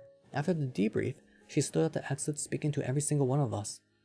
There were some people who weren't into that, but she spoke to me directly and even remembered one of my personal goals that I had brought up in conversation before and offered me encouragement. Even in a huge organization like that, with so much work to do, I don't think she ever wrote off even a single member. She looked up to the heavens again, as though honoring the dearly departed. Seeing her like this, I was certain that the leader would be thrilled to be missed in this manner, that even if Moai were gone, in a way, things had still gone exactly as she had hoped. Now, she would be memorialized as the leader who had been beloved by everyone. Even if she had to step down to take responsibility for a scandal, whatever happened to her though, that was no longer any of my concern. I no longer wished to have anything to do with such an empty person who caused me so much pain. So, that's the sort of person who ran Moai. She never wrote off a single person, Kawahara-san said. Yet, long ago, had she not found she no longer had a use for the stand-in known as me? In exchange for doing so, she had found far, far more stand-ins who affirmed her better than I ever had. Please, see the light. I suppose that was all it came down to. Sorry, I'm just blabbing on about something you don't even care about. No, I'm sorry for asking something of you that was so hard to talk about. Whenever people apologized to me, I always ended up apologizing myself. The atmosphere is still strange between us. We went our separate ways from the drugstore parking lot. Respectfully of one another, neither of us with a smile. I tried again not to think about anything as I rode my bike home. Once I arrived, opened the front door and stepped inside my little box, I was able to relax a bit. Perhaps that was because it was normal for me to be alone here. Here, no one would realize how empty I was. Except for myself, that is. I turned on the lights, set down my bag, gargled it in the bathroom, and then sat down on my chair in front of my computer. I had no reason in mind for doing this. It was merely that I always did the same thing every day. Not going along with that flow would in and of itself seem to have some kind of intention. On the desk was an unopened can of coffee that I had taken out and forgotten to drink. I popped open the can and took a sip. The low amount of added sugar was obvious in its taste. It suddenly occurred to me that this was the first liquid I had imbibed in a while. Imbibed? Imbibed? What?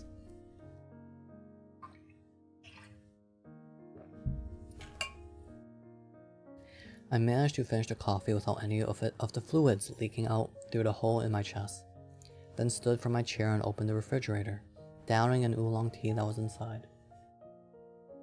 I sat down again and powered up my computer. There was nothing I really needed to do, but again, this was nothing more than me going through the usual motions. I casually checked my email. There was nothing new of note beyond some self-help message from a job hunting website. I had not opened the burner emails that I had made for the sake of job hunting and eliminating Moai in some time, nor did I intend to open them again at any point before the heat death of the universe. They would just be one more bit of flotsam lost to the digital ocean of the internet.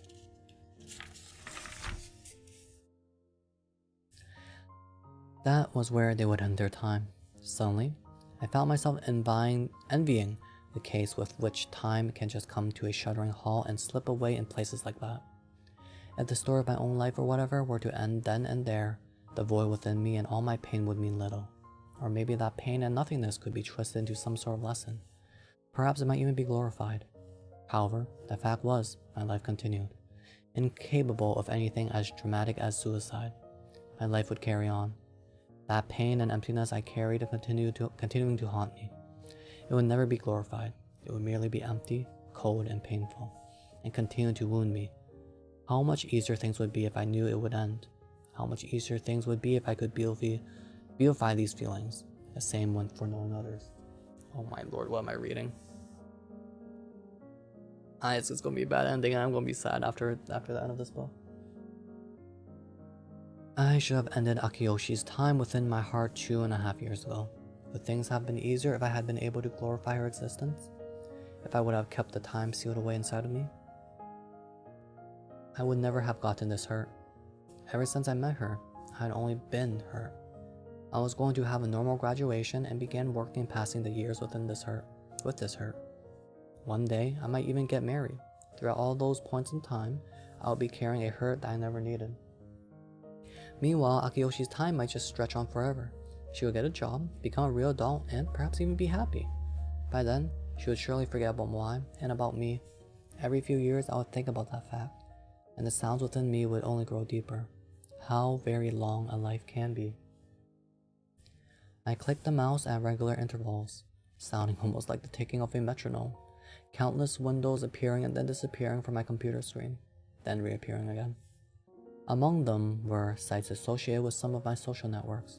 I looked at one to see that I was still logged in to one of the accounts I had made for spying on and posting inflammatory remarks about Moai. It was time to close the book on that account as well.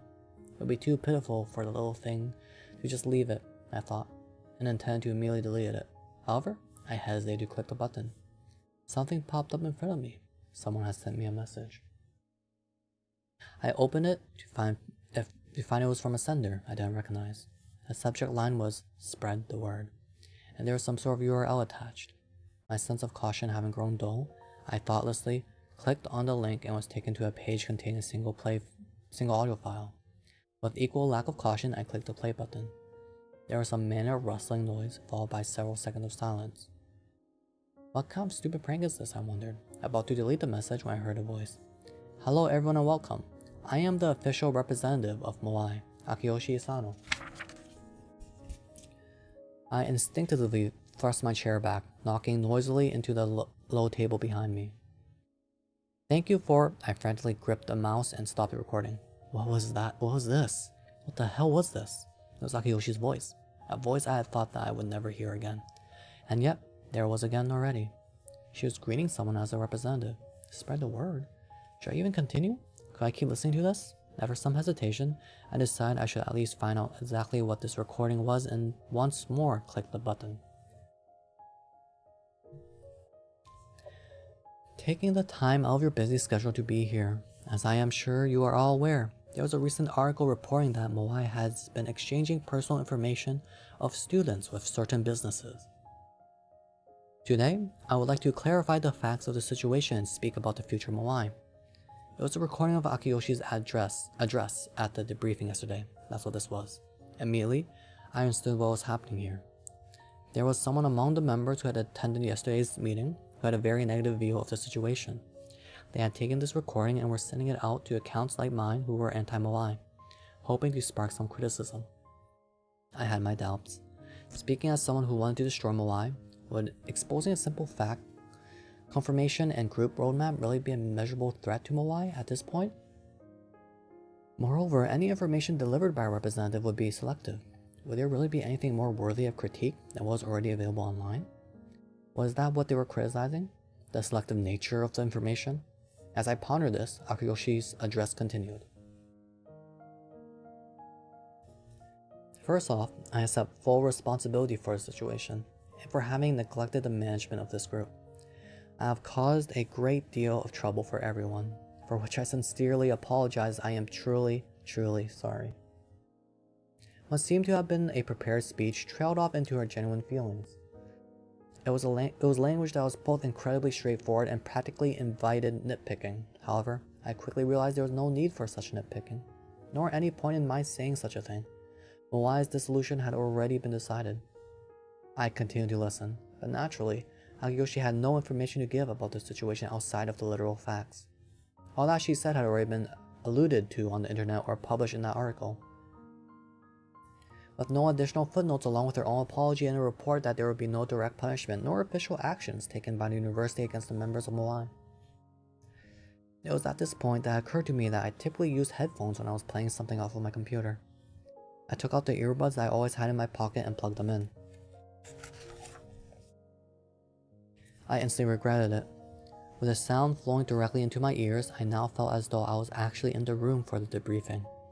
I felt that cold wind blow directly through my stomach. Still, I could not pull myself away. In light of the preceding event, we have decided to limit Moai's events for the time being. The period of time has not yet been decided given specific details pending further discussion with the university. This does not mean that members will not be prohibited from gathering independently, but Moai itself will have limited official activities. Regarding the alumni meeting for juniors, individual introductions will be made during their senior year. We appreciate your understanding. It was impossible for me to guess what was going on in Akiyoshi's mind as she read what was likely a prepared statement in a flat, hollow tone. Regarding the ban over of leadership, she suddenly trailed off. Through the microphone, I could hear her take a deep breath. I'm really sorry. I've been doing a lot of thinking about what to say to you all about this.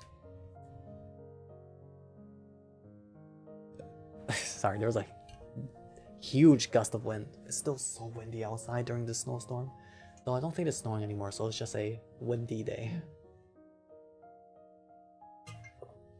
I don't think the microphone picked it up though, because the wall or the window is like over that way. I'm really sorry. I've been doing a lot of thinking about what to say to you all about this.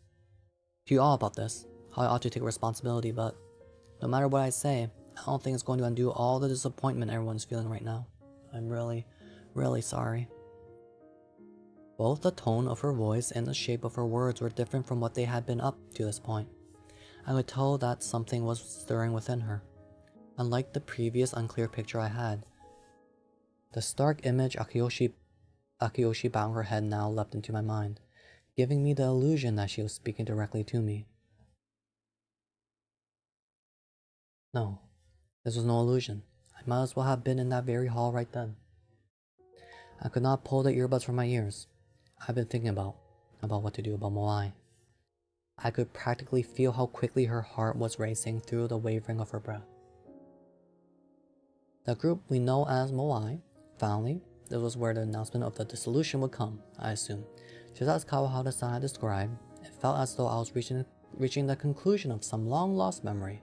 So many things had happened and all of them felt as though they had been makeshift and meaningless from the very start. Finally, it was all going to be over, I thought. All I could think was that I wished it would be over sooner, and yet, in the beginning, Moai was just two people. Oh no.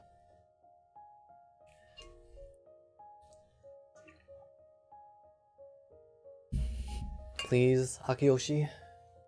Not Akiyoshi, please. Tabata-san, open your eyes. Akiyoshi did not finish her story. For the first time in a while, I could hear my once hollow chest beginning to pump blood throughout my body. We were a team. It was just a verbal agreement, just an excuse to hang out with a dear friend. My body reeled. There, right in front of me, was Akiyoshi holding the mic. Since back then, all the way up until now, I've always loved what we do at Moai. And even though many things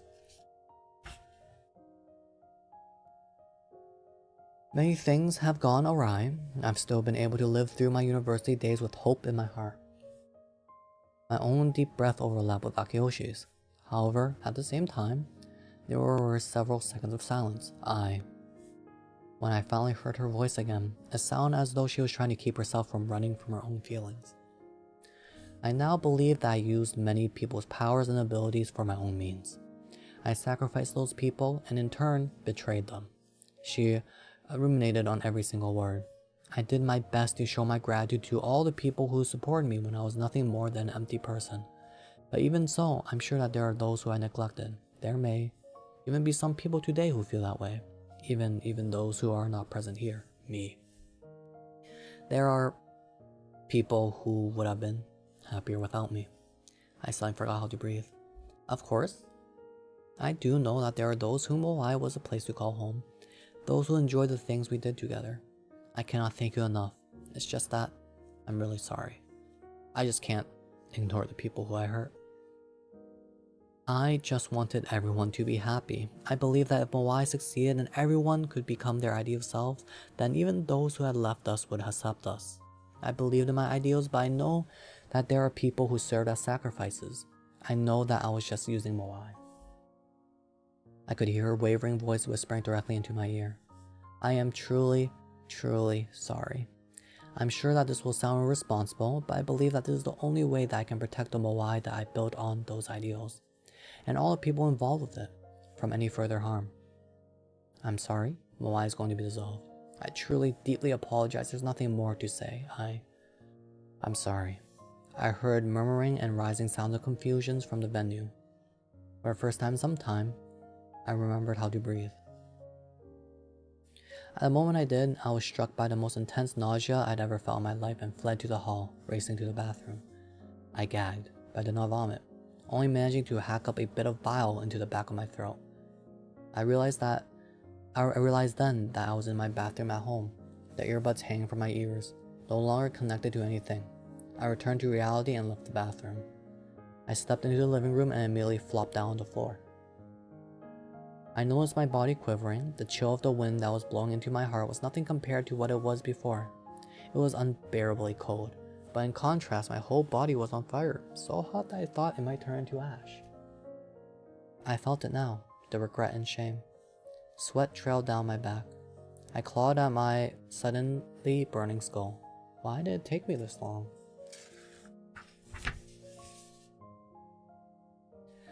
Why would I not realize something so very important until just now? Now, I finally realized it. I had never truly wanted to see Akiyoshi in pain. What I wondered about the most was why it had taken me this long. Though all the rage and resentment I had felt until now was not a lie, it vanished as quickly into regret and shame as if it had been.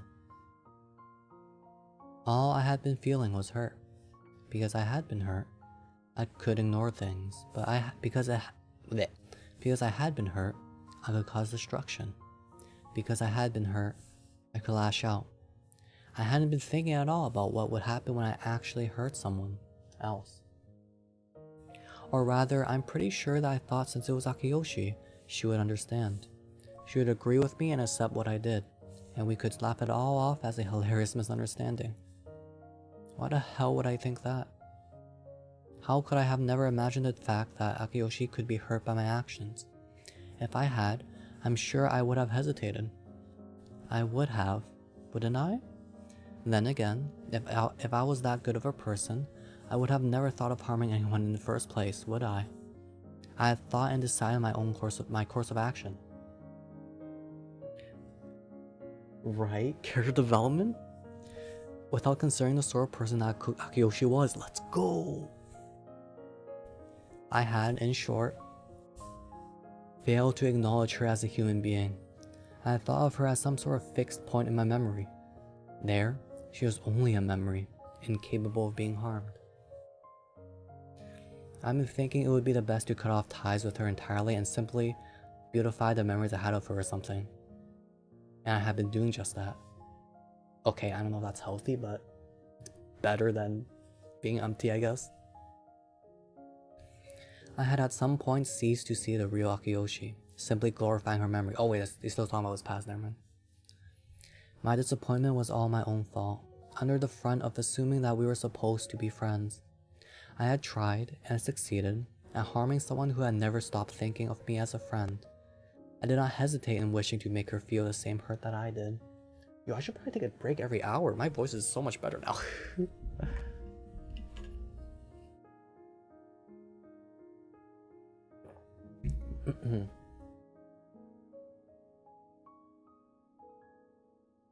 How could I have ever felt that way?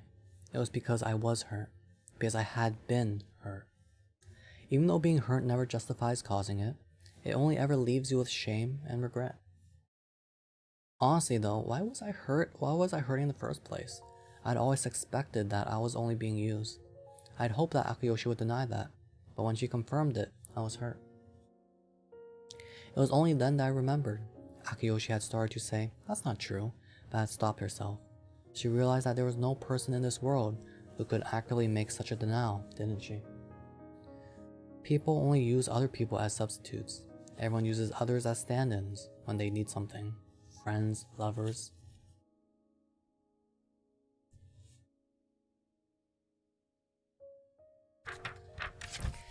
Friends, lovers, family, kohai, senpai, bosses, employees, they all use other humans as a means to an end. It's the same thing when one lonely person makes friends with another lonely person. The same thing when someone who feels no one understands them seeks someone who does. Even when someone collapses from illness seeks a shoulder to lean upon, it's no different. Have a good night, Shiki. Take care. I guess. Happy reading? Well, I don't know. I don't know if it's gonna be happy, but yeah. And have a good sleep. I hope it's gonna be happy.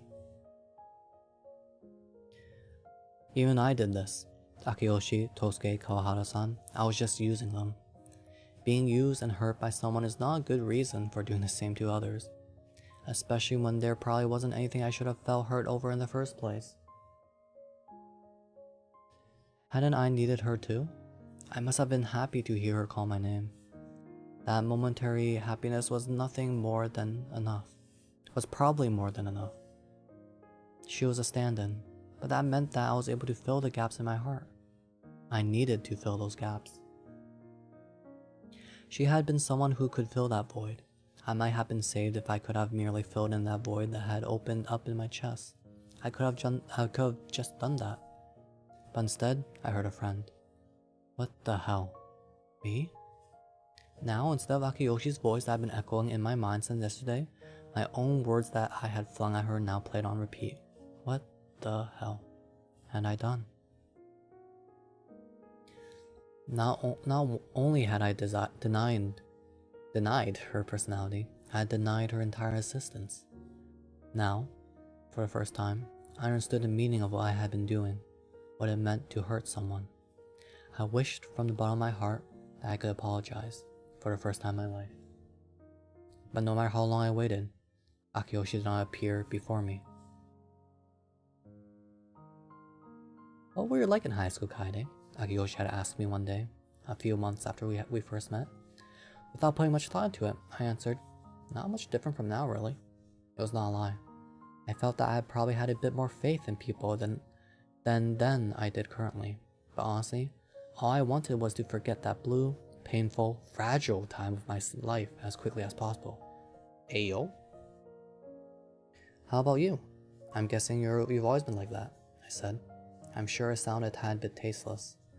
Akiyoshi's quirks, her basking in attention, had her dogged belief in her ideals, the way she unilaterally declared that I was her friend, all seemed like congenital conditions that I doubted would ever be cured, and I had rather resigned myself to that. However, as we sat there in our usual spot in the cafeteria, she shook her head. I swear I butchered all those words. No, but this is a flashback, so he doesn't think like that anymore. Maybe. I have no idea what your like that is referring to, but I think I was pretty different in high school.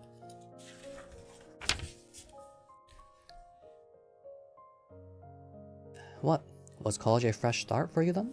It wasn't a fresh start, she chuckled. When I was in high school, I never really got to say the things I wanted to say. I was really afraid of criticism. On the other hand, I did also fight with my friends a lot. Seriously? Seriously. I was deeply surprised. I've been certain that she had been... Wait, let me move closer to the table, so I don't have to hunch over as much. I was deeply surprised. I'd been certain that she had been born without any concerns for whether she stood out to others, and I was sure that as long as she remained that way, my own anxieties would start to fade away as well. So, when did those circuits get rewired? Circuits? I mean, what made you decide that you no longer needed to be afraid of criticism? I asked. She lowered her eyebrows bashfully. I'm still afraid. I was dumbfounded. But then she continued. Oh, okay. I get what you're saying now. No, so I mean, it is scary. I'm always worried about whether someone is going to criticize me. It's just that, in high school, that's as far as I ever got. So it's not that my circuits were rewired, so much as they developed. I'm not confident, by the way. At the time, I couldn't really grasp what she meant by that, by developed. If you know that something's going to be scary, aren't you better off just not provoking that scary situation at all? I said, speaking exactly what was on my mind. Back then, it was only in front of Akiyoshi that I could speak my own thoughts. She thought a bit and then shook her head again. I don't think that growing up means ignoring your own weakness. Your weak self is still going to be there, but humans can't change their own foundations that easily. It's about recognizing that parts of you and growing past it. That part of you. It's fine if some folks are satisfied enough just with recognizing that, but not for me. So, some things might be scary, but what's important is to keep moving past that but, even if it's only an inch at a time. Nothing about Akiyoshi would ever indicate that she was inching. As always, I was stunned to hear her say something so embarrassing with such deep confidence. I hadn't understood anything at all. Though I was practically doubled over from the pain in my gut from retching and the uncomfortable speed at which my blood was coursing through my veins, on impulse, I decided to leave the apartment. I scarcely noticed as I missed a step as I rushed down the stairs. Twisting my ankle. The pain in my joints was outweighed by the pain throughout my whole body. I reached this parking lot and clambered onto my bike, but found myself unable to really pedal. I toppled over once, taking a number of other bikes down with me, but somehow or other,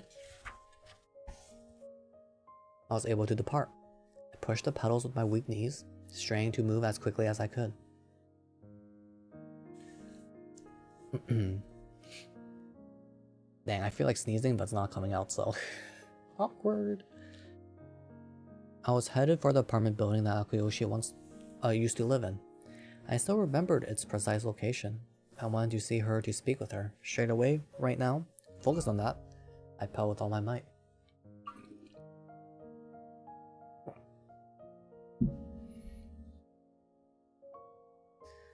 I wanted to apologize from the bottom of my heart for doing something so terrible, for hurting her. The wind whipped by me, and I collided with a pedestrian bag along the way. Their shout of anger was lost on me. Normally, I would have of course have apologized, but right now, I didn't care about anything but Akiyoshi. No, that wasn't true. No, it wasn't true at all. To be honest, it wasn't just right now. I had never cared about anything else except Akiyoshi. That was why I had done those things. As this truth dawned upon me, once more my innards were racked with pain, and wanted to hurl. I pedaled frantically until the student apartment building where I used to hang out all the time came into view. I passed the bus stop that Akiyoshi always used and practically tumbled off of my bicycle in front of the entrance, leaving the bike where it lay. I hurriedly entered her apartment number into the buzzer and pressed the doorbell. I did not feel nervous, only guilty, and crushed by the weight of the friendship we once shared. A friendship where we were perhaps nothing more than convenient for one another. I waited a short while after pushing the buzzer, but no reply came. I tried pushing it again, but the results were the same. Just in case, I ran around the back of the building, picking out the balcony to check. The lights were not on inside. Dang, he knows. She wasn't home yet. For a moment, I wondered if I should just wait here, but I didn't think my heart could take that. I headed right back to the entrance, picked up my discard bike, and climbed atop it. This time, I was headed for the school campus, our base of operations. I had left my phone and everything else back at home, so I could not contact anyone. I had no idea what time it even was, but there was no time for thinking. I simply had to move. Once more, I pedaled with everything I had. I soon arrived at the university. It was dark, and there were hardly any lights to guide me beyond the light of the moon, but the campus gates were open. I rode right on through onto the main grounds. Where was she? Where in the world could Akiyoshi be? I hoped to God that my uncanny timing would be enough to simply come across her or something. As I rode, looking wildly around me, I heard a violent sound from the front wheel of the bike, and before I knew it, I was uh, hurtling around the asphalt. I landed on my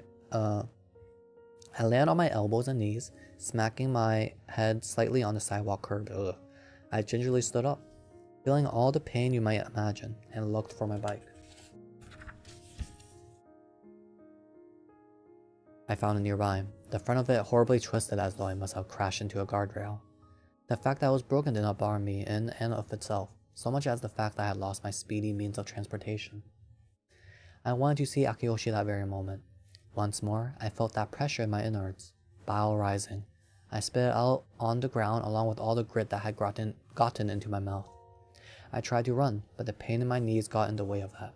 But when I wasn't running, my innards hurt even more. It was though a hot iron bar was being shoved into me. The research lab? Or was there a Moai club room now or something? Or was I already gone from the university? Through my bleary mind, I realized there was only one place for me to go. To the research lab. I headed for the research building as swiftly as my legs would carry me. Faster. Faster now. I had to get there quickly before Akiyoshi went somewhere else. Quickly, before it was too late. Quickly. I suddenly stopped in place, but not for any particular reason. No one had passed by me, nor had any strong wind blown me back. It wasn't even that the pain had grown too unbearable for me to walk. But perhaps it was something like that. It was as though I had suddenly woken from a dream. Why was I doing this? Sweat was dripping into my right eye. I couldn't see clearly, but the scenery I could see through my unimpeded left eye was so much clearer than before. The air so much cooler. Perhaps it was that my injury had knocked some sense back into me, or perhaps this would have happened right about now regardless. I was released from my reverie. I had been freed from the illusion that Akiyoshi would still accept me after all this time. Even my own desperation of just moments prior seemed bizarre. What was I going to do once I saw her? What did I think I could possibly do? I wanted to apologize for hurting her and tell her I was sorry from the bottom of my heart.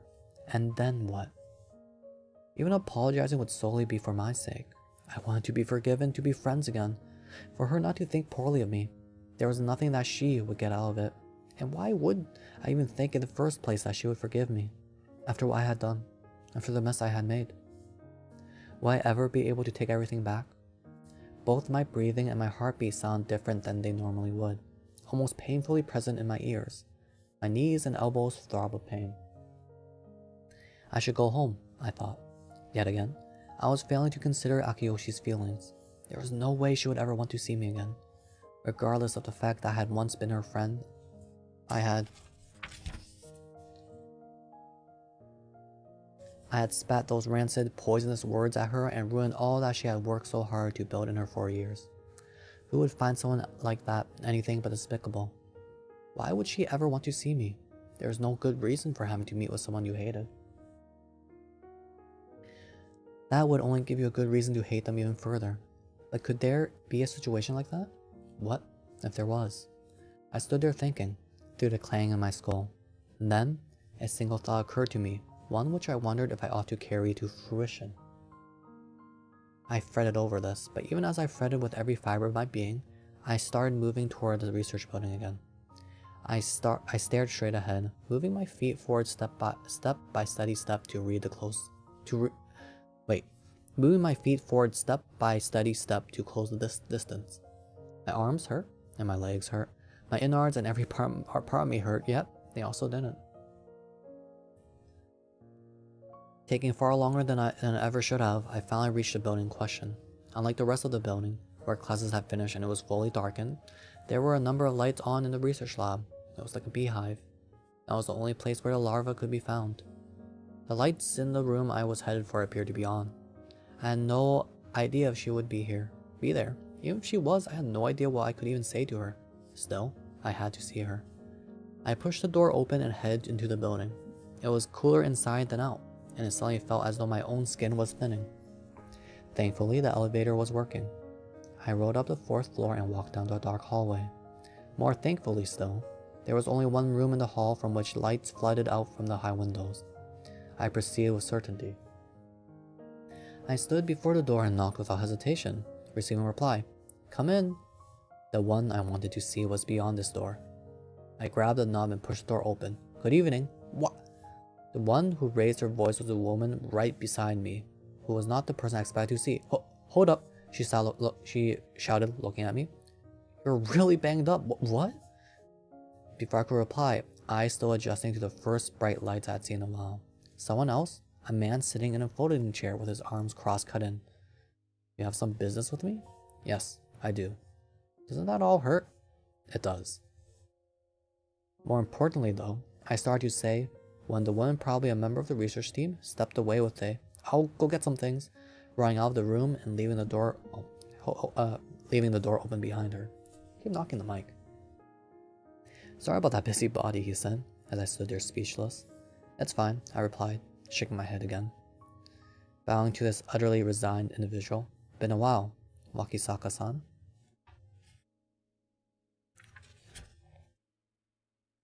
Since we talked, I guess. So not that long ago. So, what's up? Why are you all bloody? Bloody?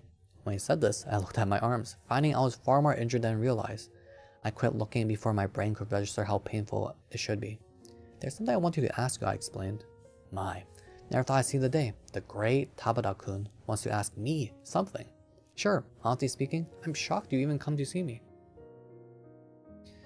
Not even appearing surprised by my injuries, he picked up a cup that was on the table and put it to his lips, then said casually, I thought you hated me, after all. I had no idea how I ought to reply to something so straightforward. Once I got over my hesitation, I bowed my head.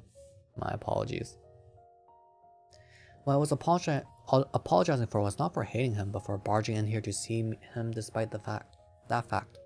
I could have bent the truth, but if I did that now, so much more of what I was about to say would probably start twisting into a lie as well.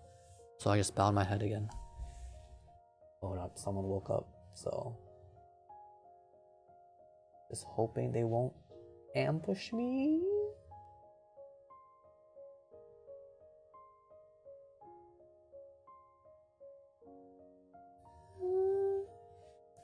They're out in the kitchen. Whatever. I might have to mod check again, but for now... Whatever, I already knew it. Pick your head up, he said. I hate this. This is like the third time I've seen this word, and every time I asked Fade or Wonder or one of you to like tell me what this word is. It's daisy, right? Lackadaisically. I probably got that wrong again. Okay, oh, let's go! Lackadaisically? Oh, I'm so good. Despite me having confirmed my dislike for him, I did as I was told and cheered him back up, finding him looking back at me with his usual world weariness. I've always appreciated that honesty of yours, Tabata-san. It's normal for people to have things that they like and that they hate. I'm a little curious as to why, though. Why? Why was it? I thought for a moment. What were the right words to express what was in my heart? I thought long and hard before I realized there was no reason to be driving myself crazy over this. I had already decided this from the very start. After being stricken with shame and regret after listening to Akiyoshi's speech, I should have known. I should have been perfectly aware of it. Now though, when I tried to say it, the words caught in my throat. I was dripping sweat from every pore. My insides ached once more. Wakisaka was waiting. I took in too deep of a breath, ignoring how shrill my own voice was, and told him, I think I thought that Akiyoshi would never look my way again. My feelings were like mud I was dredging up from the bottom of my heart. There was truth of how I felt. With no attempt to hide it, I had only just realized what had been there all along. It was still difficult to agree with Akiyoshi's assumption that I had feelings for her in a romantic way. Still, it wounded me that my precious companion, the only one dear to me, would ever turn her attention to anyone but me. And the things I had done had hurt her more deeply than anything else ever could. I had to face those facts. I had come here so that I could. As I spoke, I felt the air around me grow thinner. It grew hard to breathe, my heart rate raising to its limits. It hurt so much to accept my own feelings. The corners of Wakisaka's mouth quirked up. I see. I'm sure it's true of me to say, but there's no person in the world who focuses their attention on only one other person and nothing else. Plus, she was definitely looking your way. I know. I did know. If I had just thought about it, I would have realized that. Anyway, I'm guessing what you wanted to ask about was Akiyoshi-san. Yeah, you're aware that Moai is over now, yes? Obviously, that was my fault. Despite my stating this clearly, there was still some part of me that was afraid to admit my own wrongdoings, and could feel my stomach constricting. I wondered what he thought about this. I did not expect doubt or anger. In fact, just as I predicted, he merely said, I see, a response that hurt far more than either one. So, how'd that come to be? This was a perfectly... Wait, there's only like 14 pages left. There's no shot.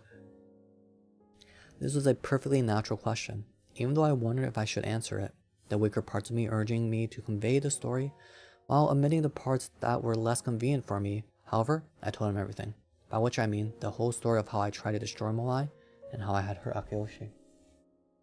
I still lacked the strength to suppress the weaker parts of myself.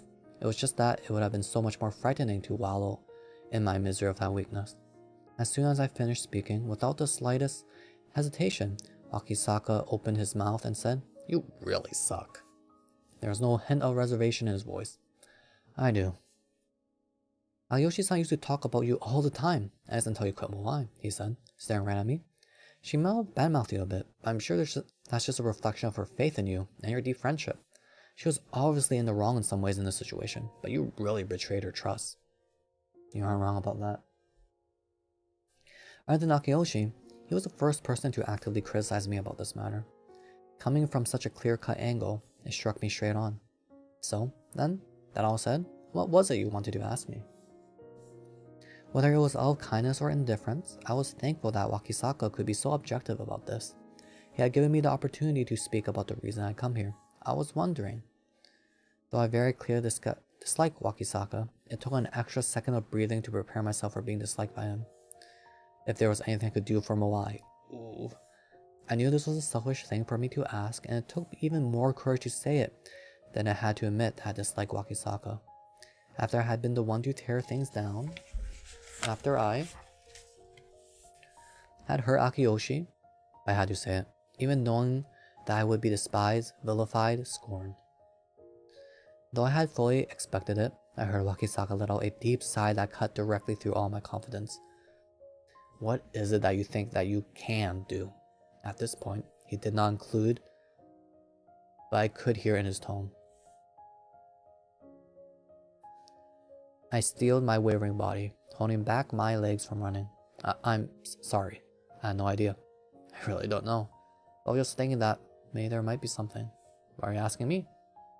Because we're outsiders. Wakisaka looked neither pleased nor displeased at what could have been taken as a rude remark. As far as Moai is concerned, I am now an outsider. So as someone who was helping Moai out despite being an outsider himself at one point, I wanted to ask her opinion. For some reason, I could not get out the words, and that's why I came here. Wakisaka folded his arms and stared at the wall of the lab. I followed his gaze to see a wall with a narrow opening in it. Now, there's just a simple question, but, he started, what exactly was Moai to you? What would have been the point of destroying it, just to build it back again? I was about to say that was for Akiyoshi, but I stopped myself short. That wasn't true. It simply wasn't. If I said it was for the sake of someone else, that was just me shifting the blame again. I thought hard about what he meant by that question. I was not considering what sort of answer Wakisaka would want to hear, so much as generally posing the same question to myself. I searched for the plainest words possible. Then, I found them. It wasn't that I had remembered it. It had always been there, just the tip of my tongue. I had been pretending that I hadn't seen it. I had been hiding it from everyone. However, it was the truth and nothing else, nothing less. I always wanted to be there. It was true, that was all. That was all there was, ever was, nothing more. That was the only thing I could not say to Akiyoshi. If only I had been able to, perhaps there still would have been time. If only it had been at any other time. If it had been 2 years ago, a year ago, a month ago, it wouldn't have been too late. If only I could have just worked up the courage to pick up the phone and call her, arrange a meeting, and tell her that I still wanted to be a part of Moai. And yet, I hadn't. At every turn I stood in my own way of doing something so very simple. It wouldn't even have been pathetic or embarrassing. Even if it had been, the fact that I had lacked the courage to step outside my own feelings made me all the more pitiful. I had no idea. I had no idea what it had meant to bottle up my own weakness. But now I understood. It was already too late. I could not turn back time. That place, that time. It was already beyond my reach. I wanted to be in that place forever. That's all I really wanted. My breathing grew unsteady. It was hard to speak. The throbbing pain in my heart persisted. Through the pain, I thought Akiyoshi must be hurting even more with a pain I could not even comprehend. Hearing my words, Wakisaka nodded with a blank stare and the psalm, "Gotcha." Even if there was something you could do, though, he continued, there's no guarantee you'd be able to reclaim that spot you want so badly. I knew that. Are you alright with that? I inhaled and exhaled deeply several times, gulping. I think that would make me sad. There was no use in hiding it anymore. No use in hiding it and causing any more hurt. But I know that there are people for whom Moai is an important place, just like it was for me in the beginning. I see. He nodded, more deeply than he had up until now. In other words, you basically want to help out your own former self. I let the meaning of those words sink deeply and then nodded. Yes, I think that's it. He was right. There was no more florid way to put it. For several seconds, after I replied, Wakisaka looked at me. His head tilted as if in thought. Then the corners of his mouth quirked up. That was the first time I had seen him smile that evening. By the way, would you mind letting that nice young lady standing there behind you in? There's no way. I turned around to see the woman who had rushed out early dang, standing awkwardly in the doorway with a first aid kit in hand. As I bowed and cleared the path, she marched right in, pointed to a folding chair and said, "Sit down." I dutifully obeyed. Wakisaka let out a chuckle at this. "Sorry, she's a bit of a busybody," Wakisaka said, standing up and picking up his bag before starting out of the room. I started to stand and turn, ignoring the woman who was currently applying disinfectant to my arm, but he turned and faced me before I could call after him. "I'll be in touch later," he said. He left the room just as the woman pushed me down into the chair.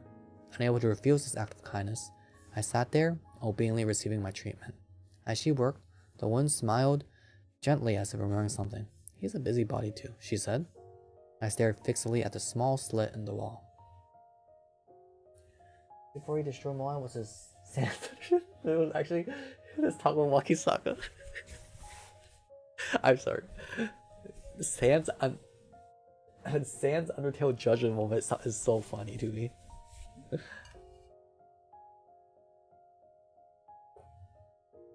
But you're right.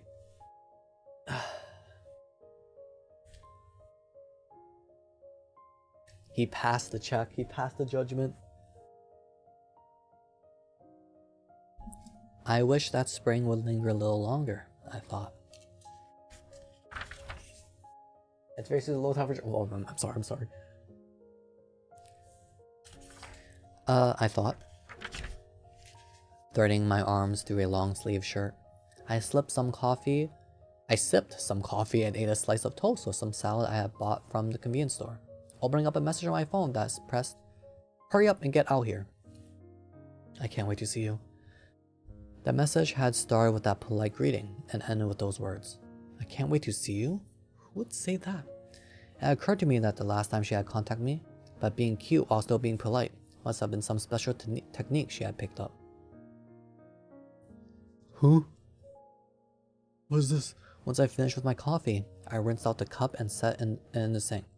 I put on my jacket, clumsily picked up my business bag, and with that, my everyday look was complete.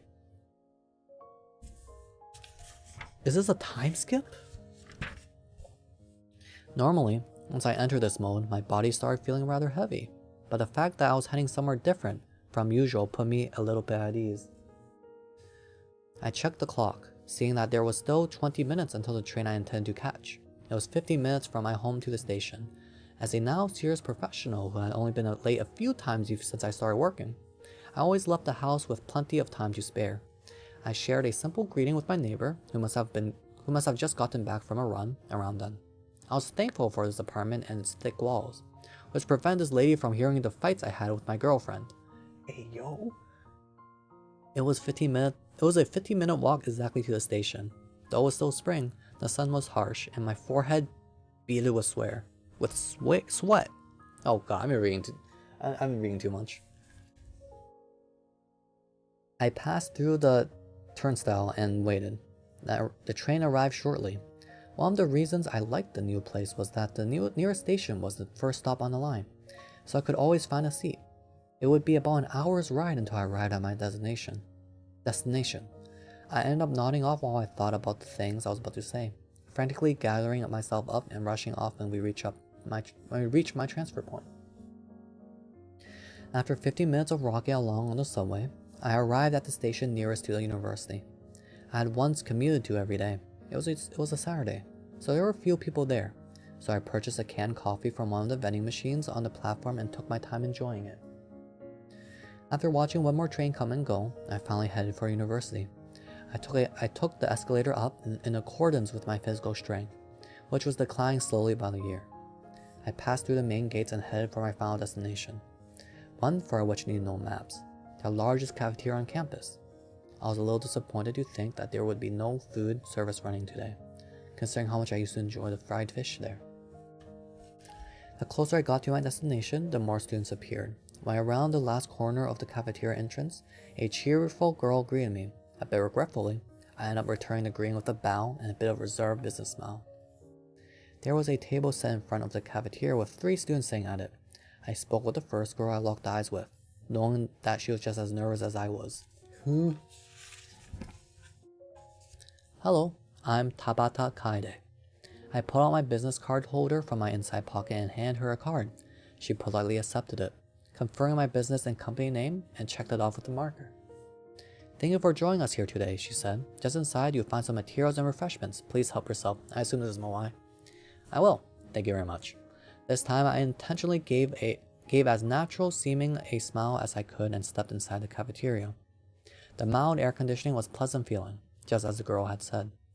There, I could get some tea and pamphlets to collect as I moved within, finding that the table I recalled the cafeteria having had all been neatly removed and replaced with a large circle of chairs. I looked toward the projector that had been set up on the end, wondering if the host of the event would be staying there, when suddenly a woman leapt out from the crowd. Good morning. Thanks for making the time to come here. It's been a while. The relief on my face at seeing someone who I recognized was probably the most natural expression I had worn all day. Yeah, you've been avoiding me for a whole year, Tabata-san. Have not. Our schedules just haven't lined up. Alright, Tosuke told me to tell you he was sorry he couldn't make it. Is that Ponchon? Some girl again? She asked, wrinkling her nose. None of the piercings she once wore— oh, never mind, maybe Kawahara. The piercings she once wore in her ears remained. She was now a pinstripe suit-wearing adult. Seriously though, thanks for coming out on such short notice. Honestly, I figured you didn't want to talk to me anymore, so I never bothered you while I was a student. I was surprised you agreed to this.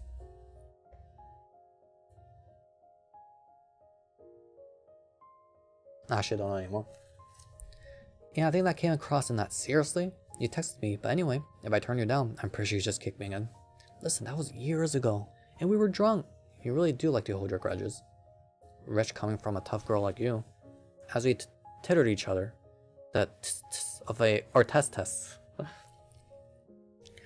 a mic check echoed through the cafeteria. I looked up to see a tall, nervous-looking boy setting up the microphone stand. Ladies and gentlemen, thank you so much for your attendance today. Attendance for sure? I'm pretty sure it is. The boy started off with a polite introduction, followed by a number of instructions for us. There we go, yes it is. Kawahara-san and I moved to our designated positions and sat down in the tidy rows of chairs, reading over the materials. I had to applaud them on the production value of these pamphlets. Pretty professional, huh? Kawahara-san said from beside me.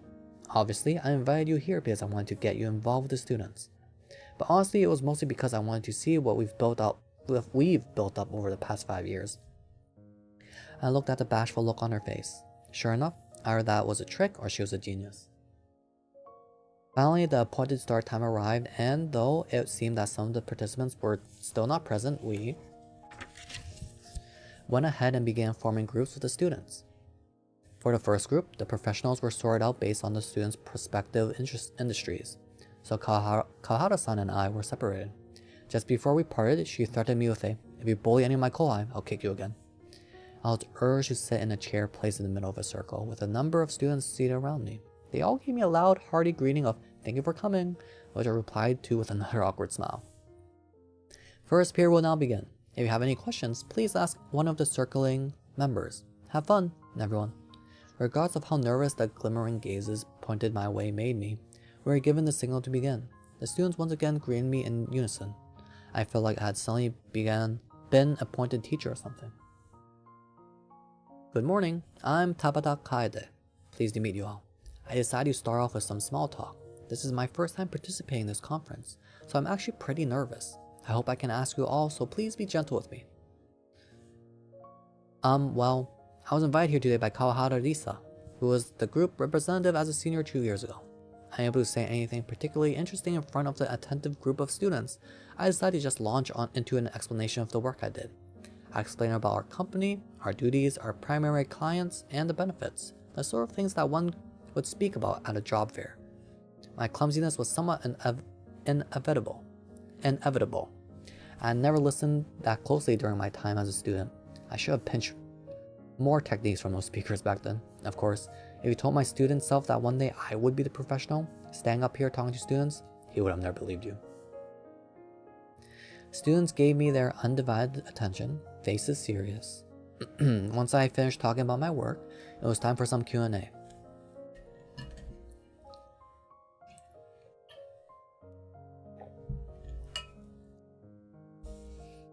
As I fielded questions about the job hunting process and making connections, wondering what I would do if I was faced with an actually difficult question, one of the students, who happened to be wearing a name tag, raised their hand. I remembered reading about this in the pamphlets.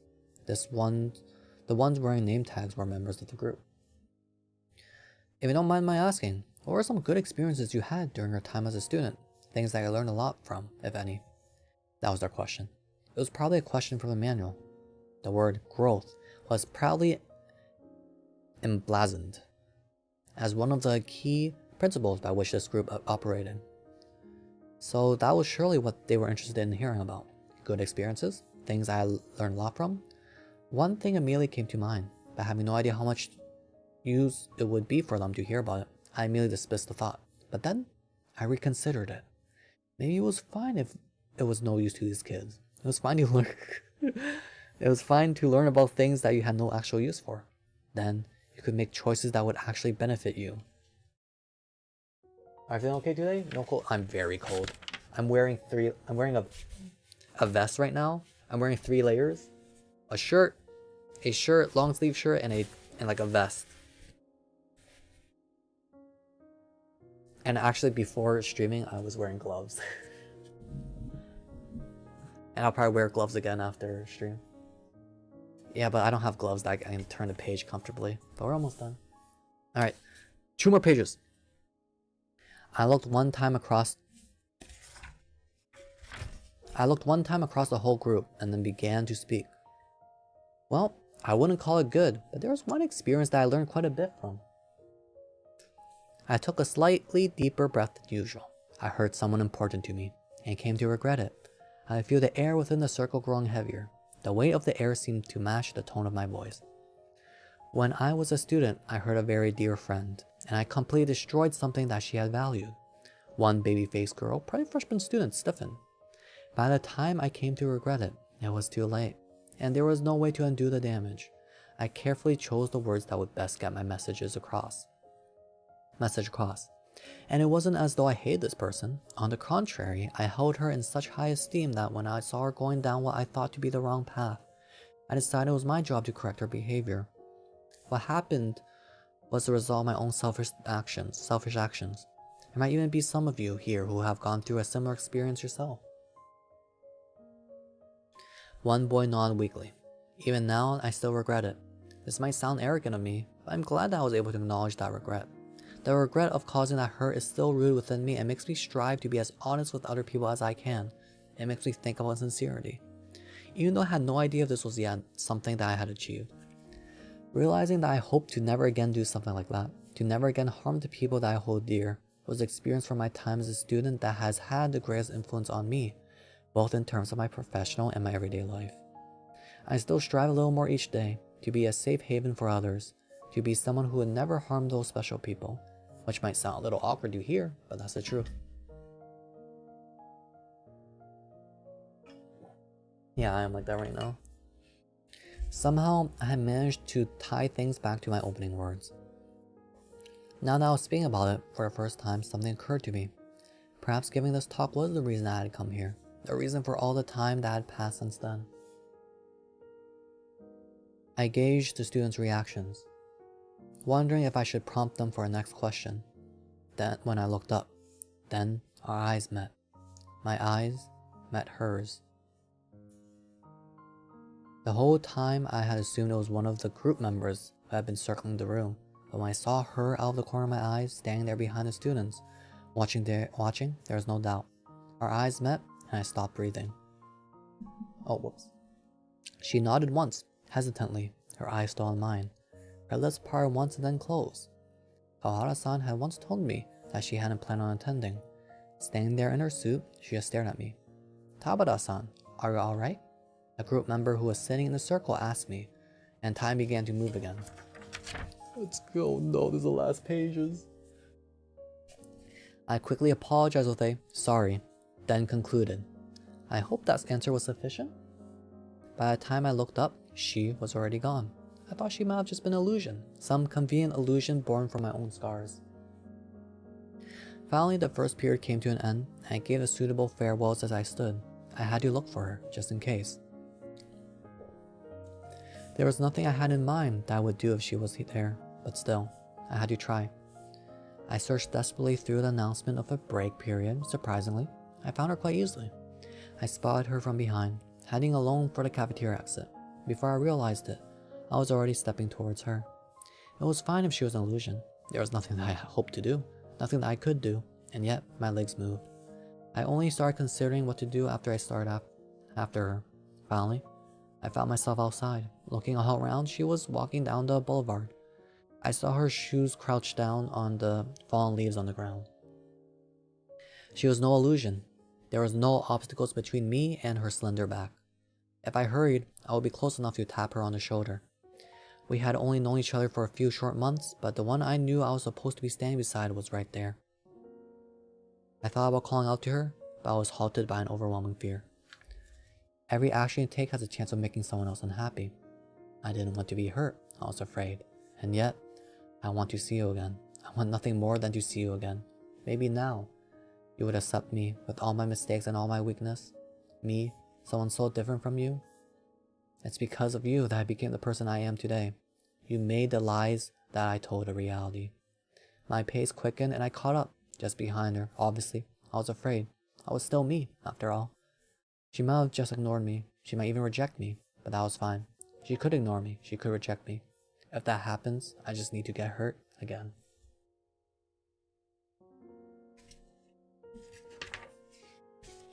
That's it. Man. Goodbye, doo-doo principles. True.